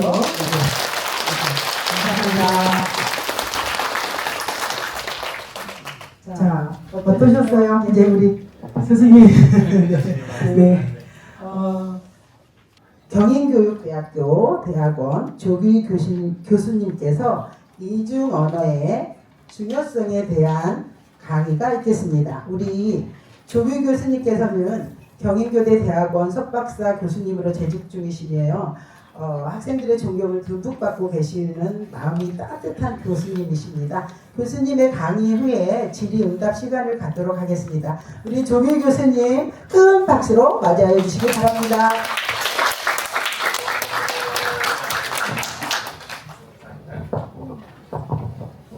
네, 김영환 선생님 소개 말씀 감사드립니다. 저는 방금 소개해주신 저는 경인교육대학교 영어교육과 그리고 다문화교육대학원에서 일하고 있는 조규희라고 합니다. 다시 한번 인사드리겠습니다. 네, 감사합니다. 네, 오늘 이미 많이 말씀해 주셨지만 정말 주말 귀한 시간에 이렇게 함께 자리해 주시고 또 다문화교육 그리고 이중언어 교육이라고 하는 너무나도 이제는 정말 우리가 좀 가깝게 느껴야 될 그런 이슈들에 대해서 함께 고민하시기 위해서 자리해주신 모든 분들께 저도 진심으로 감사드립니다. 오늘 저에게 주어진 시간이 약 한 40분 정도인 걸로 알고 있습니다. 제가 오늘 보시는 것처럼 두 개의 언어로 성장하는 아이들, 내 자녀를 위한 이중언어 교육이라는 주제로 말씀을 드릴 텐데요. 앞서 이영명 선생님께서 말씀해 주신 것과 아주 밀접하게 맞닿아 있는 그런 주제라고 생각을 합니다. 그래서 저는 개인적으로는 다행이라고 생각했습니다. 우리 선생님의 말씀에 이어서 제 얘기가 연속성 있게 전달될 수 있지 않을까라는 생각을 할 수 있었거든요. 그래서 제가 오늘 준비한 내용 잘 전달 드려보도록 하겠습니다. 원래는 제가 항상 강의를 하게 되면 강의 자료를 PDF로 이렇게 드리거든요.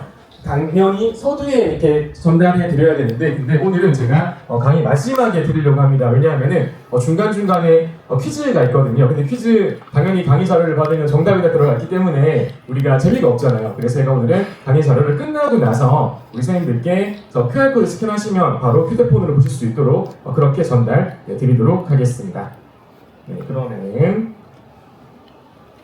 네, 저는 이제 이런 어떤 이력을 가지고 있습니다. 영어 교육과 그리고 다문화 교육 전공에서 일하면서 다양한 연구들을 수행하는데요. 저는 특히 누군가가 저한테 어떤 분야를 가장 열심히 연구하세요라고 하면은 저는 이주 배경 아이들의 언어 습득 현상을 가장 열심히 또 가장 관심을 크게 가지고 연구를 하고 있습니다. 네, 그러다 보니까 이제 우리나라에서는 정말 걸음마 단계라고 저는 생각하거든요. 이중언어 교육이. 그런 이중언어 교육의 그런 걸음마 단계인 이런 이중언어 교육이 어떻게 발전할 수 있을 것인가, 어떻게 자리 잡을 수 있을 것인가에 대해서도 요즘에 많은 고민을 하면서 이런 연구들을 수행을 하고 있습니다. MBTI가 어떻게 돼서 저는 ISFJ거든요. J. 저한테 40분이라는 시간이 딱 주어져가지고 실은 오늘 제가 말씀드릴 내용이 40분 안에 막 쏟아내기는 실은 조금 좀 빡빡한 내용이기도 하거든요. 네, 그러다 보니까 제가 40분을 어떻게 하면 그래도 이 정해진 시간 동안 말씀드릴 수 있을까라는 생각으로 이렇게 분단위까지도 한번 잡아봤는데 어쨌든 저에게 주어진 시간 동안에 이렇게 한 5가지 정도의 말씀을 우리 오신 분들께 드려보려고 합니다. 네, 한번 하나씩 그러면은 시작해 보도록 하겠습니다. 자, 첫 번째 지금 보시는 것처럼 함께 시작하기거든요. 네, 함께 참여해 주셔야 됩니다. 자, 어떻게 참여하시는가 하면요. 지금 스마트폰을 다 꺼내 주시고요. 여기 QR코드를 스캔을 해주시면 멘티미터라고 하는 사이트에 자동으로 접속이 되시거든요. 네, 제가 우리 오신 모든 분들께 드리고 싶은 질문이 우리 집에는 어떤 언어가 사용되나요? 라고 하는 질문입니다. 익명이기 때문에 부담 갖지 마시고 그냥 정말 우리 가정에서의 사용되는 언어를 정말 사실대로 그냥 넣어주시면 될 것 같아요. 집에서 어떤 언어가 사용되고 있는지 그 언어의 이름, 당연히 한국어 있을 것 같고요. 그리고 아마 부모님들의 모국어가 또 있을 것 같거든요. 네, 그럼 언어의 이름, 보니까 조금 전에 중국어 있었고 영어도 있었던 것 같고요. 독일어도 있었던 것 같은데 그런 언어의 이름을 적어 주시면 되겠습니다.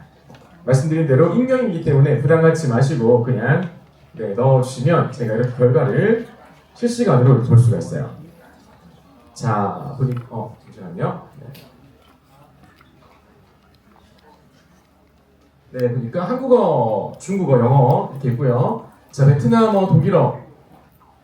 네, 이쁘게 말하자. 네, 이거 이제 그러니까 우리 집에서 이런 어떤 말들이 쓰인다라는 방식으로 입력해 주신 것 같아요.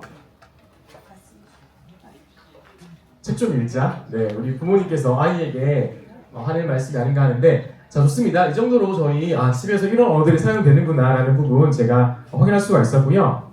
자, 그럼 두 번째로 어쨌든 지금 보니까 한국어만 사용되고 있는 것 같지는 않습니다. 보니까 우리 부모님들께서 이주 배경을 갖고 계시기 때문에 자연스럽게 부모님들의 모국어가 있을 거고요. 그리고 그런 모국어도 한국어와 함께 지금 가정에서 사용되고 있는 걸로 방금 전에 확인할 수가 있었습니다. 자, 그러면은 제가 두 번째 질문을 드려볼게요. 이번에는 QR코드 이런 건 아니고요. 자, 두 번째 질문은 지금 우리 집에서 어떤 언어가 더 자주 사용되는지에 대한 질문이거든요. 저희가 한 3가지 정도의 선택지가 있을 것 같습니다. 자, 1번은 모국어, 그러니까 부모님들의 언어 위주로 사용된다. 두 번째는 한국어 위주로 사용된다.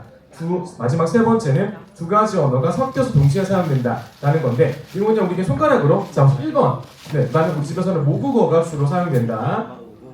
네, 두 번째는 한국어가 주로 많이 사용된다. 자, 세 번째, 두 언어가 모두 좀 동시에 사용된다. 네, 좋습니다. 제가 오늘 말씀드리고 싶은 부분은 실은 이런 부분입니다. 아마 지금 가정마다 사용되는 언어의 다양성이나 그리고 사용되는 언어, 어떤 게 더 자주 사용되는지는 각각 다를 거라고 생각을 합니다. 그런데 제가 오늘 서두에 말씀드린 대로 이중 언어라는 것이 얼마나 중요한지에 대해서 말씀을 드리려고 하고 그리고 그 가운데서 우리 집에서 그러니까 부모님들께서 집에서 어떤 언어가 가장 자주 사용되는지가 굉장히 중요하기 때문에 저는 오늘 가장 밑에 있는 이 질문으로 한번 오늘의 내용을 이어가 보도록 하겠습니다. 자, 우리 부모님들께서 이중 언어라고 하는 것에 대해서는 잘 알고 계시죠? 그렇죠. 이중 언어는 말 그대로 2가지 언어가 모두 사용되는 거죠. 그리고 이주 배경 가정의 우리 언어를 생각했을 때는 당연히 부모님들의 언어 그리고 한국에서의 주류 언어인 한국어가 있을 거예요. 맞을까요? 그래서 그 2가지 언어가 모두 다 사용되는 것을 우리가 이중 언어라고 이야기를 할 수 있겠습니다. 우리 한국의 맥락에서는요. 자, 그럼 제가 지금부터 간단하게 7개의 질문을 드려보도록 하겠습니다. 7개의 질문은 우리가 이중 언어라고 하는 것에 대한 어떤 사실 또는 어떤 오해에 관한 것이고요. 아마 이중 언어라고 하는 것이 무엇인지에 대해서 너무나도 잘 알고 계실 것이기 때문에 제가 그냥 드릴 질문에 대해서 OX로 한번 답을 해보시면 좋을 것 같습니다. 자, 첫 번째. 자, 이중 언어 정확히 알아보기에 대한 질문 첫 번째. 자, 두 언어가 동시에 노출되면 아이의 언어 발달이 늦어진다. 자, OX고요. OX. 이렇게 하면 너무 다 보이니까 그냥 이렇게 작게, 물론 뭐 크게 보여주셔도 되고요, 작게 보셔도 되고, 우리 부모님들 또는 우리 학생분들의 의견 한번 보도록 하겠습니다. 자, 어떨까요? 두 언어에 동시에 노출되면 아이의 언어 발달이 늦어질까요? OX 하나 둘 셋 X. 네, 맞아요. 네, X입니다. X. 제가 여기는 물론 이게 어떤 예외의 사례도 뭐 없을 수는 없겠지만 여러 연구 결과들을 바탕으로 했을 때 정말 주된 그런 답을 이렇게 말씀드리는 거고요. 그래서 정답은 X입니다. X. 아이는 우리가 태어나게 되면요, 두 언어 모두를 동시에 구분할 줄 아는 그런 되게 신기한 능력을 타고납니다. 물론 뭐 AI가 이제 인간의 언어 능력에 근접했다라고 하지만 그래도 우리 인간이 가지고 있는 언어 능력이라고 하는 것은 굉장히 정말 너무나도 창의적이고 너무나도 대단한 것이고요. 그런 대단한 것 중에 하나가 바로 우리는 태어나자마자 두 가지 언어를 모두 구분할 줄 안다는 것. 그러니까 하나가 먼저 들어왔기 때문에 뭐 두 번째 언어가 뭐 들어올 공간이 적어진다라든지, 또는 두 가지 우리 인간의 언어 능력이 한정되어 있어서 뭐 두 가지 언어가 함께 들어오는 것이 굉장히 그 아이에게 부담을 준다라든지 그런 게 아니다라는 거예요. 이 다큐멘터리가 한 10년도 이상 지났거든요. 언어 발달의 수수께끼라고 하는 다큐멘터리고요. 되게 재미있는, 특히 이런 이중언어 발달에 대해서 많은 시사점을 주는 다큐멘터리고 EBS에서 나온 거고 유튜브에 검색하시면 나옵니다. 그 중에서 보면 이렇게 아이, 정말 갓난아이거든요. 이 갓난아이가 말을 구분을 해요. 그러니까 한국어에서 있는 그런 음소라고 하는 것과 그리고 한국어에 없는 음소를 이 아이는 6개월 된 아이인데 구분을 합니다. 타고난다는 거죠. 그래서 준비가 되어 있다는 거죠. 그렇기 때문에 두 언어가 동시에 노출되었을 때 아이의 언어 발달이 늦어진다라는 것이 아니라 아이는 그 태어난 그 순간부터 여러 가지 언어를 받아들일 준비가 되어 있다라는 걸로 이 1번 질문에 대한 답을 할 수 있겠습니다. 자, 두 번째 질문. 생각보다 시간이 많이 지체가 되었고 또 제가 또 너무 많은 시간을 하면 안 될 것 같아서 조금 빠르게 진행하도록 할게요. 자, 두 번째. 이중 언어를 사용하는 아이들은 한 언어만 쓰는 아이들보다 인지 발달이 늦다. 자, 하나, 둘, 셋. OX, X. 네, 우리 동그라미도 하셨는데 우리 정답은 하지만 X예요, X. 우리 정답은 X예요. 자, 우리가 두 언어를 사용한다는 거는요, 오히려 나에게 되게 좋은 인지적인 운동이 될 수가 있습니다. 이거는 그냥 제가 뭐 머릿속으로 얘기하는 게 아니라요. 자, 볼게요. 우리 왼쪽에 보면요, 왼쪽에 1번과 2번 박스가 있죠.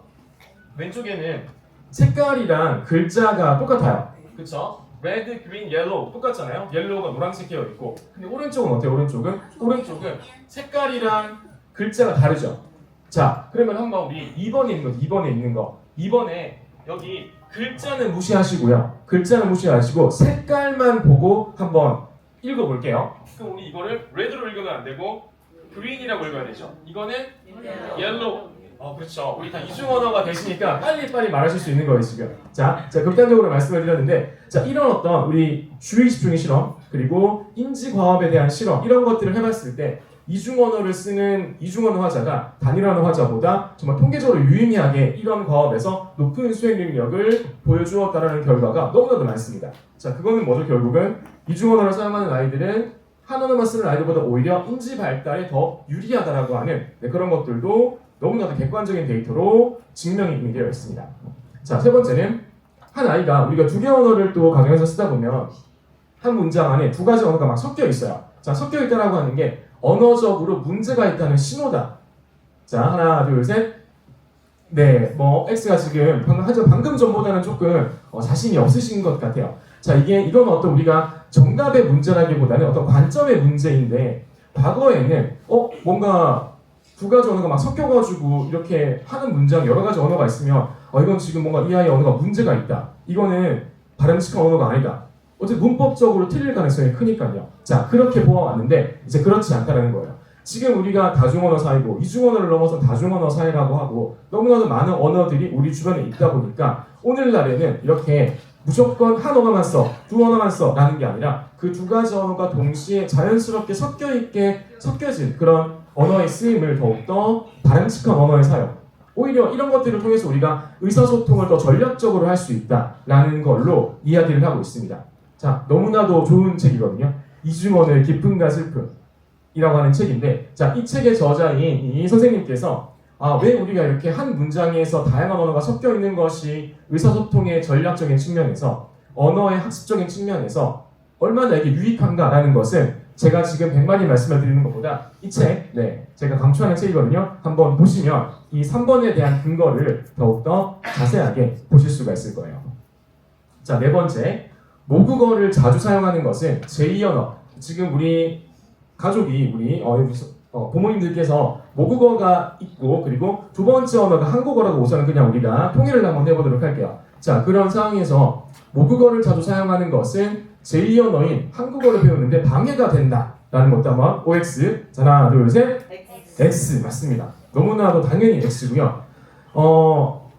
이 빙산 그림을 한번 보시면요. 우리가 눈에서 보이는 거는 내가 지금 중국어를 모국어로 써, 내가 지금 두 번째 언어로 한국어를 써 라고 눈에는 그렇게 보입니다. 그런데 우리 빙산이라고 하는 거를 떠올려 보시면 빙산에는 눈에 보여지는, 눈에 드러나는 두 개의 다른 빙산이 있지만 그 안에 기저에는 하나의 빙산 덩어리가 있죠. 얼음 덩어리가 있습니다. 우리의 언어 능력도 이와 같아서 물론 눈으로 보여지는, 저는 지금 한국어를 쓰고요. 또 뭐 영어를 쓰거나 중국어를 쓰거나 누군가는 그렇게 하실 수가 있겠죠. 하지만 우리 머릿속에 저장된 어떤 추상화된 개념이라는 거는 언어의 경계가 없다는 거죠.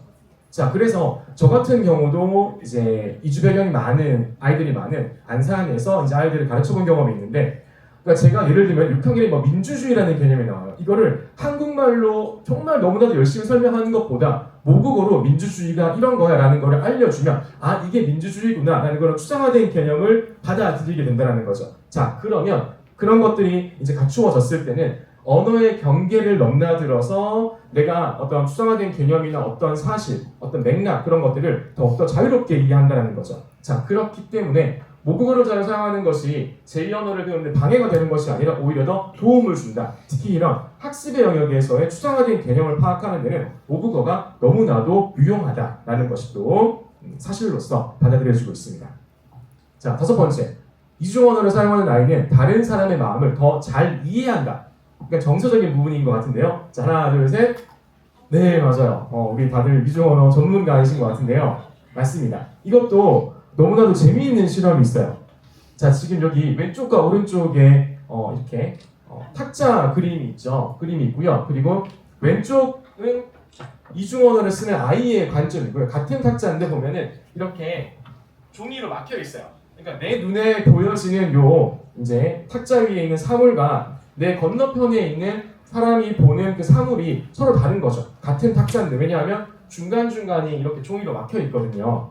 자, 그래서 되게 재미있게 이중언어 화자인 아이한테 자, 가장 작은 자동차를 옮겨줘 라고 질문을 했어요.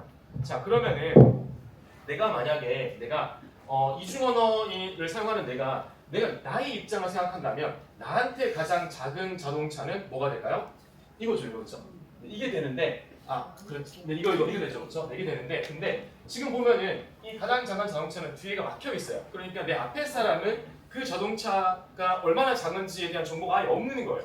그래서 이 아이는 이 자동차를 옮겼어요. 가장 작은 자동차를 옮겨줘라는 질문에 이게 아니라 요 초록색 동그라미 된 자동차를 옮긴 거예요. 이것도 통계적으로 유의미한 수준에서 이런 행동을 보였어요. 누가? 이중언어를 더욱더 균형적으로 사용하는 아이가. 자, 이런 부분을 봤을 때 우리가 이렇게 내가 뭔가 이중언어를 쓴다는 거는 내가 지금 이 사람에게 어떤 언어를 쓰는 게 더 의사소통에 적절할까, 그렇게 기본적으로 타인의 입장을 좀 생각하고 타인의 관점을 먼저 내가 생각하는 그런 자세가 자연스럽게 갖추어진다는 거죠. 자, 그런 것들이 이런 실험에서도 분명히 드러나 있습니다. 그렇기 때문에 사실이에요. 두 언어를 다 사용한다는 것은 정서적으로도 훨씬 더 열려있는 그런 사람으로 우리가 마음을 갖게 될 가능성이 크다라는 겁니다. 여섯 번째, 이중언어를 사용하면 덜 늙는다. 우리 모두가 오래 살기를 원합니다. 건강하게 살기를 원하죠. 네, 어떨까요? OX 하나 둘 셋. 네, 이것도 O예요. 이중언어라고 하는 게 뇌라는 것에 어떤 예비 체력을 쌓아주는 그런 아주 중요한, 저희에게는 정말 젊음을 주는 어떤 블루초 같은 거라고도 보실 수가 있을 것 같아요. 자, 이것도 제가 그냥 몇 페이지를 말씀드리는 게 아닙니다. 우리가 보통 과학 잡지 같은 것도 보면 네이처지에서 누가 뭐라고 하더라 그런 얘기 많이 하죠. 네, 네이처지에서 이게 작년에 나왔던 연구거든요. 작년에 정말 유럽 같은 경우는 이중 언어를 쓰는 그런 사람들이 훨씬 더 많이 있죠. 많이 있기 때문에 이분들한테 전수조사를 했어요. 정말 많은 사람들을 대상으로. 그리고 이 사람들의 가정 배경, 그리고 이 사람들의 이제 재산이라든지 그런 기본적인 것들을 다 통제한 상태에서 정말 두 가지 언어를 균형 있게 사용하는가 또는 단일어만 쓰는가라는 거를 다 통제해서 비교해 봤을 때 이게 이렇게 이제 논문이죠. 이게 이렇게 기사화 되었습니다. 작년에. 이거 그냥 그대로 네이버에 검색해 보시면 이 기사 그대로 보실 수가 있습니다. 네. 사실이라는 거죠. 다중 언어를 내가 쓴다라는 거는 뇌의 노화가 늦어진다라고 하는, 그러니까 덜 늙는다라고 하는 것도 분명한 사실이 된다고 보시면 좋을 것 같아요. 네, 우리 부모님들 제가 이거 끝나고서 슬라이드를 공유해 드릴 거거든요. 네, 그러니까 막 안 찍으셔도 됩니다. 제가 그냥 그대로 다 공유해 드릴게요. 자, 그러면 이제 마지막 7번째 질문으로 한번 가보도록 하겠습니다. 자, 그러면은 이렇게 이중 언어라고 하는 것이 우리에게 유익한 거고 우리에게 도움이 되는 겁니다. 이거는 분명한 사실이에요. 자, 분명한 사실인데, 자, 그렇다고 한다면 우리의 고민은 결국 내 가정에 있는 내 아이에게 이중 언어라고 하는 능력을 키워주고 싶은데, 특히나 이제 한국에 있는 상황이라고 본다면, 이주 배경 가정을 우리가 생각해 본다면 너무나도 많은 것들이 한국어로 이루어집니다. 우리 대한민국에서는요. 자, 그렇기 때문에 이런 모국어 능력이라고 하는 것을 계속해서 일깨워주고 유지시켜주는 것이 굉장히 중요하죠. 우리 조금 전에 이영명 어머님께서, 선생님께서 되게 어렵고 힘들었다라고 말씀을 하셨거든요. 네, 굉장히 힘든 과정이거든요. 자, 그런 힘든 과정에서 내가 우리 아이의 모국어 능력을 유지시켜주고 싶다. 한국어는 한국에 사는 이상 기본적으로 잘 배우게 된다. 라고 했을 때 모국어 능력을 내가 아이의 능력을 키워주고 싶을 때 가장 큰 영향을 주는 것은 무엇일까? 1, 2, 3, 4, 5가 있습니다. 1, 2, 3, 4, 5 중에서 이거는 제가 연구한 연구 결과를 선생님들께 보여드리려고 하는데요. 자, 오지선 다니까 조금 어려울 수 있겠죠? 정답은 하나, 둘, 셋. 1번. 네. 이 강의의 컨셉을 또 이렇게 보셨기 때문에 1번이라고 다들 잘 말씀해 주셨는데 사실이에요, 정말. 그럼 제가 어떻게 이 사실을 밝혀냈는지를 또 말씀을 드려볼게요. 자, 제가 우리 어머님들과 같은 자녀 초등학생들에게 다음과 같이 질문을 했습니다. 이거 보고서 이게 한국어로 뭐야? 라고 제가 물어봤어요. 한국어로 뭐죠, 우리 이거? 동그라미? 발가락. 그쵸, 발가락. 네. 두 번째 뭐죠, 이거? 눈. 이거는 눈썹. 이렇게 지금 빨간색으로 이렇게 동그라미 쳐져 있는 요거를 보고 내가 단어를 말할 수가 있습니다. 한 일주일쯤 지났어요. 이제는 우리 아이의 모국어로 이게 어떤 건지를 제가 또 물어봤어요. 이거는 모국어로 하면 네, 그렇죠. 그리고 이거는 네, 우리 부모님들의 모국어로 답을 해주셨죠. 자, 우리가 이렇게 내가 뭔가 사물을 보고 단어를 빠르고 정확하게 얘기하는 거를 우리가 단어 연상, 단어 인출 능력이라고 얘기를 하고, 이게 언어학, 언어 심리학 이런 심리언어학에서 굉장히 중요한 능력이거든요. 물론 우리가 언어라고 하는 게 단어가 전부는 아닙니다. 하지만 단어는 굉장히 중요하죠. 그렇죠? 단어가 의사소통 의미를 가장 아주 집중적으로 갖고 있는 그런 요소이기도 하고요. 단어가 모여서 문장이 되고 단어가 모인 문장이 모여서 문단이 되기 때문에 이런 어휘, 단어라고 하는 것은 굉장히 중요합니다. 그래서 제가 이렇게 실험을 해봤거든요. 이주 배경 아이들에게 처음에는 한국어로 해보고 또는 모국어로 해보고 좀 시간이 지난 다음에는 바꿔서 모국어 또는 한국어로 해보도록 제가 이렇게 실험을 한번 해봤습니다. 그래서 68명 아이들에게, 초등학교 아이들에게 중국어 또는 러시아가 모국어인 아이들이었어요. 자, 그리고 아이에게 이런 실험을 한 게 아니라 실제로 지금 가정에서 네가 언어를 어떻게 쓰고 있니? 누구로부터 어떤 언어를 많이 듣고 또 언어를 말하니? 라는 것도 조사를 이렇게 한번 해봤습니다. 자, 그랬더니 모국어 능력, 여기서 말하는 모국어 능력이란 이제 어머니 또는 아버지의 언어에 해당하는 단어를 얼마나 정확하고 얼마나 빨리 얘기했는가라고 하는 그 질문에서 자, 과연 뭐였을까요? 아이의 모국어 능력을 결정하는 가장 중요한 한 가지는 부모님과의 대화였어요. 그러니까 이게 데이터가 다 있는 거죠. 이 아이가 이 단어를 얼마나 빨리 말했는가, 정확히 말했는가라는 데이터가 있고요. 그리고 이 아이가 평소에 언어를 어떻게 사용했는지에 대해서 조사한 그런 데이터가 있습니다. 이걸 통계 처리를 하는 거죠. 자, 그렇게 했더니 책, 미디어, 친구, 형제자매 그다지 그렇게 중요한 요인이 아니었어요. 아이가 모국어에 해당하는 이 단어를 빠르고 정확하게 말하는 것에 가장 중요한 핵심은 바로 부모님들의 언어였습니다. 부모님께서 얼마나 아이에게 모국어를 자주 또 많이 사용하는가, 내가 부모님과 얼마나 모국어로 소통을 하는가가 가장 중요한 핵심적인 요인으로 나왔습니다. 사실입니다. 이건 제가 뭐 이런 거를 거짓말할 이유도 전혀 없죠. 사실로서 말씀드리는 것이 정말 부모님이 너무나도 언어적으로 아이에게 주는 영향력이 크다라고 하는 그런 부분이거든요. 자, 그러면 한국어는 한국어. 우리가 보통 생각을 하는 게 가정에서 내가 모국어를 너무 많이 쓰게 되면 아이가 한국어를 좀 늦게 배우고 그러다 보면은 학교에서 조금 학습에서 좀 뒤처지거나 좀 그렇지 않을까, 그런 염려가 당연히 드실 수가 있습니다. 드실 수가 있는데, 자, 제가 말씀드렸죠. 방금 전에 그 실험을 모국어로도 하고 한국어로도 했다라고 말씀을 드렸어요. 자, 그러면은 아이의 한국어 단어를 얼마나 빠르고 정확하게 말하는가에 대해서는 이거였어요. 이거. 학교, 친구, 미디어 책. 이런 것들이, 복잡한 것들이 한국어 단어를 빠르고 정확하게 말하는데 핵심적이었어요. 반면에 어머니와 부모님은 크게 그렇게 이것들에 비해서 중요하진 않았습니다. 당연한 거라고도 생각이 들어요. 왜냐하면은 한국은 제가 말씀드린 대로 너무나도 많은 것들이 한국어로 이루어집니다. 저도 지금 한국어로 말씀을 드리고 있잖아요. 우리 한국어에서 요즘에 뭐 영어가 예전보다 많이 쓰인다라고 하지만 전혀 영향을 줄 만한 수준이 아닙니다. 한국에서는 정말 모든 것들이, 너무나도 많은 것들이 한국어로 이루어지고 있기 때문에 가정에서 부모님께서 모국어를 너무 많이 쓰는 것 아닐까? 라는 염려와는 무관하게 충분한 한국어 노출과 사용의 기회가 제공된다는 거예요. 우리가 그냥 일상적이고 일반적인 생활을 한다라고 했을 때는요. 그렇기 때문에 모국어는 누구? 우리 부모님, 그리고 한국어는 이 아이의 환경이 핵심적인 요소로 확인이 되었습니다. 자, 그러면 이제 부모님, 그러니까 우리들이 아이에게 언어를 어떻게 사용하는가, 내가 모국어를 잘 사용해야겠구나, 이중언어가 이렇게 장점이 많은 것이라고 한다면 우리 아이가 한국어 같은 경우는 밖에서도 충분히 잘 듣고 보고 말할 수 있으니까 집에서는 내가 모국어를 잘 사용해야겠구나 라는 그런 마음이 조금은 드실 것 같은데요. 자, 그러면 이제 가정에서 이중언어 교육을 우리가 어떻게 실천할 수 있을까라고 하는 또 너무나도 어렵고 중요한 문제를 우리가 생각할 수밖에 없습니다. 제가 여러 번 말씀드리지만 우리 이영명 선생님께서 너무 힘들고 어려웠다라고 말씀드렸는데, 맞아요. 정말 많은 시간과 노력과 끈기와 인내심이 필요한 작업이 바로 이주 배경 가정에서 주류 언어가 아닌 부모님의 모국어를 전승시켜 주는 것이거든요.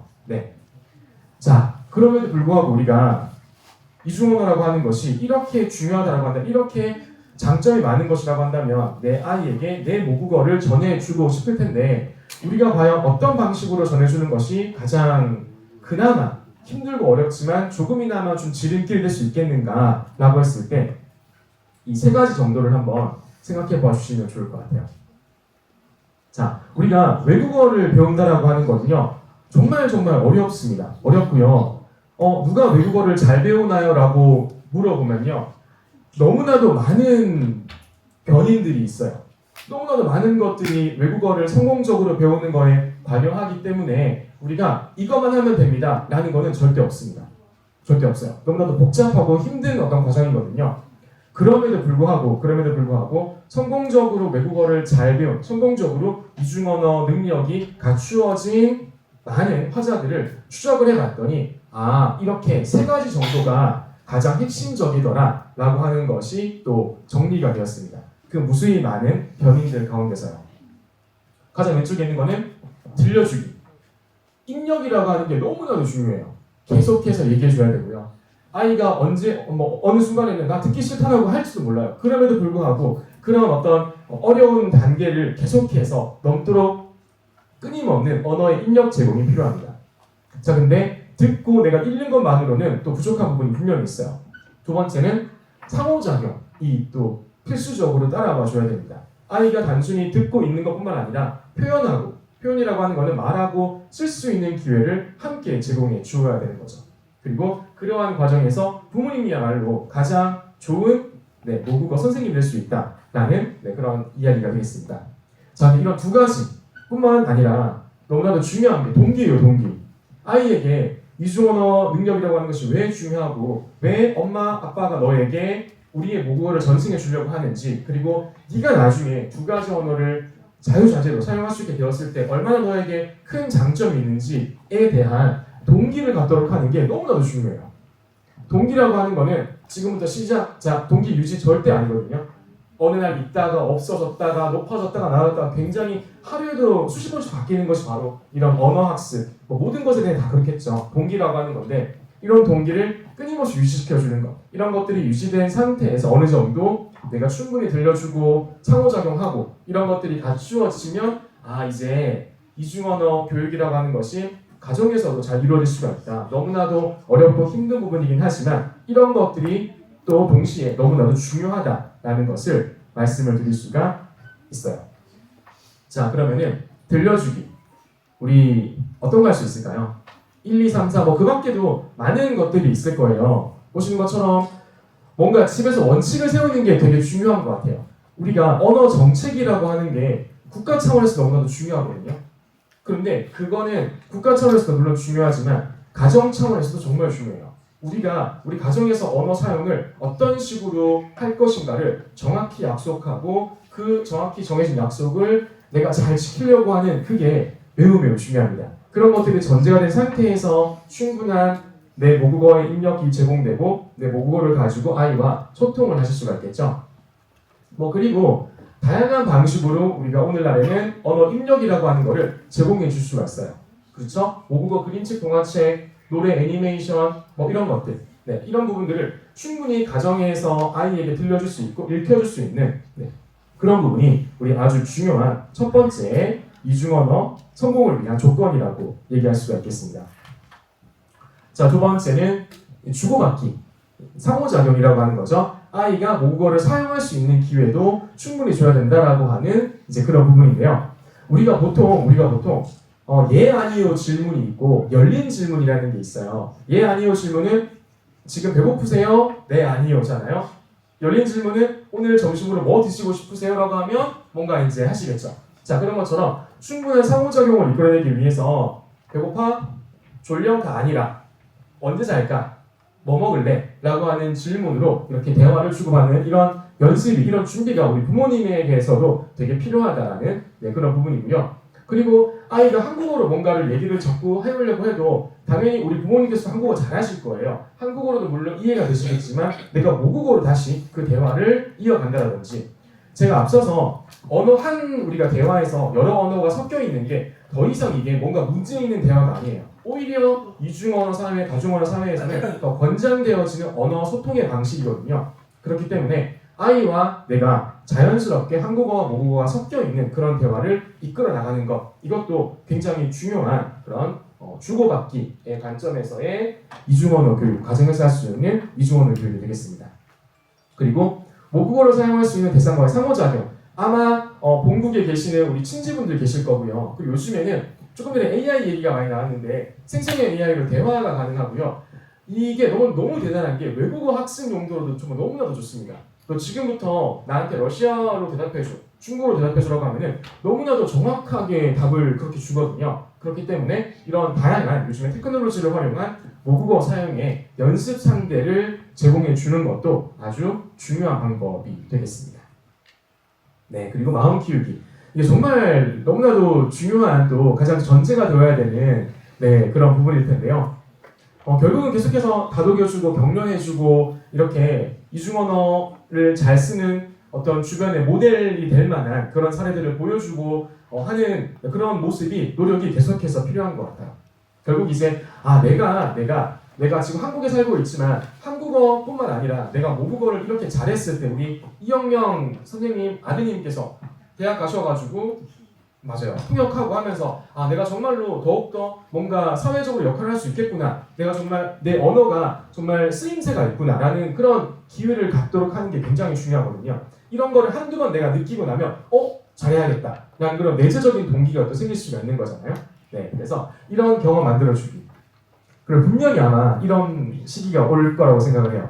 집에서 계속 중국어 또는 러시아어, 베트남어로 이렇게 내가 얘기를 해주고 있는데 좀 그만해요 엄마, 나 지금 공부해야 되고 내일 모레 시험인데 지금 뭐 하시는 거예요? 라는 분명히 이런 시기가 온다고 합니다. 이거는 비단 우리 한국의 이주 배경 가정뿐만 아니라 미국, 유럽, 가정에서 이중 언어 교육을 실천하는 모든 가정에서 맞닥뜨리는 이런 순간이거든요.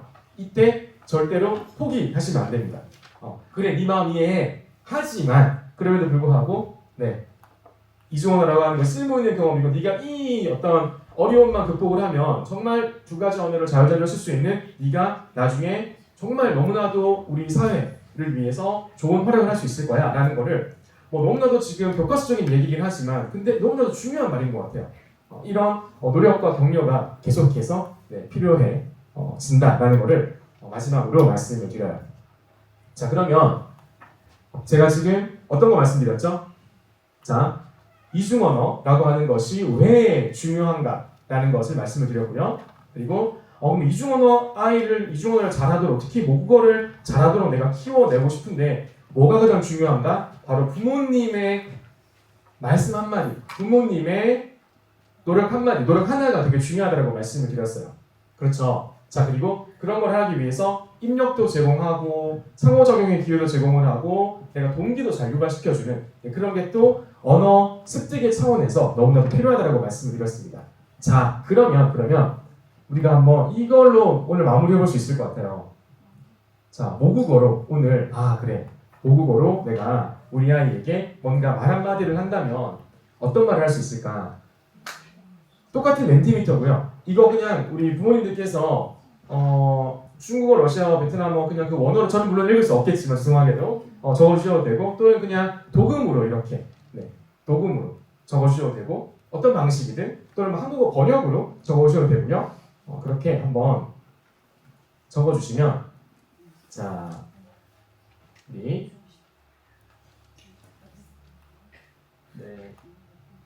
오늘 저녁 아이에게 모국어를 해주고 싶은 말 기대가 되는데요. 사랑해 짜요. 익명이니까 우리 너무 염려하지 마시고 그냥 잘하고 있어. 고생 많이 했다. 너는 최고야. 아유. 죄송합니다. 이거 한번 읽어주시죠. 이거 한번. 너 최고야. 파이팅. 이것도 사랑해요. 감사합니다. 고생 많이 했다. 맞아요. 이런 거를 모국어로 이제 부모님의 입력이 너무나도 중요하다고 제가 말씀을 드렸죠. 이거는 비단 제가 했던 연구뿐만 아니라 많은 연구에서 공통적으로 얘기하고 있는 부분이에요. 부모님의 역할이 언어적으로 너무나도 중요하다라는 거. 그리고 제가 여기서 조금 더 그냥 한 말씀 더 보탠다면은 말씀드린 대로 이제 아이에게도 발화할 수 있는 기회가 제공되는 게 좋다라고 말씀을 드렸고 이제 그거는 배고파? 졸려가 아니라 언제 잘래? 뭐 먹을까? 라고 하는 열린 질문이라고 했죠. 그래서 오늘 이런 어떤 격려하는 말과 더불어서 열려있는 질문으로 우리 부모님께서 아이에게 모국어로 한번 열린 질문 해보시면 어떨까라는 생각을 말씀드립니다. 자, 제가 이거 치우고 그러면 오늘 제가 말씀드리려고 했던 부분이 바로 여기 이 부분이거든요. 한번 읽어봐 드리면 가장 중요한 모국어의 표현은 바로 가정, 집이고요. 그 중에서도 부모님과의 대화가 가장 중요하다라는 거를 제가 사실로서 정말로 우리 부모님께 꼭 말씀드리고 싶었습니다. 경청해 주셔서 감사드리고요. 그리고 강의 자료는 지금 스캔하시면 앞에 여러 가지 3가지 조건이 있고 1번, 2번, 3번, 4번 그런 거 제가 그냥 건너뛴 것도 많거든요. 시간 관계상. 그리고 다운받아 보시면 제가 보여드렸던 거 그대로 그냥 보실 수가 있으니까요. 집에서 한 번씩 또 곱씹어 보시면서 이중언어, 가정에서 이중언어를 꼭 잘 실천해 볼 수 있으면 좋겠습니다. 혹시 질문이 있으실까요? 정해진 시간이 조금 지나긴 했지만 그래도 궁금하신 부분 있으시면 제가 답변 드리도록 하겠습니다. 또는 제가 강의서를 드렸고 거기 맨 마지막 슬라이드 보시면 제 이메일 주소가 있거든요. 이메일 주소로 이메일 주시면 제가 또 확인해서 최대한 빨리 답변 드릴 수 있도록 하겠고요. 사랑합니다. Worry Broadcasting System, Incheon.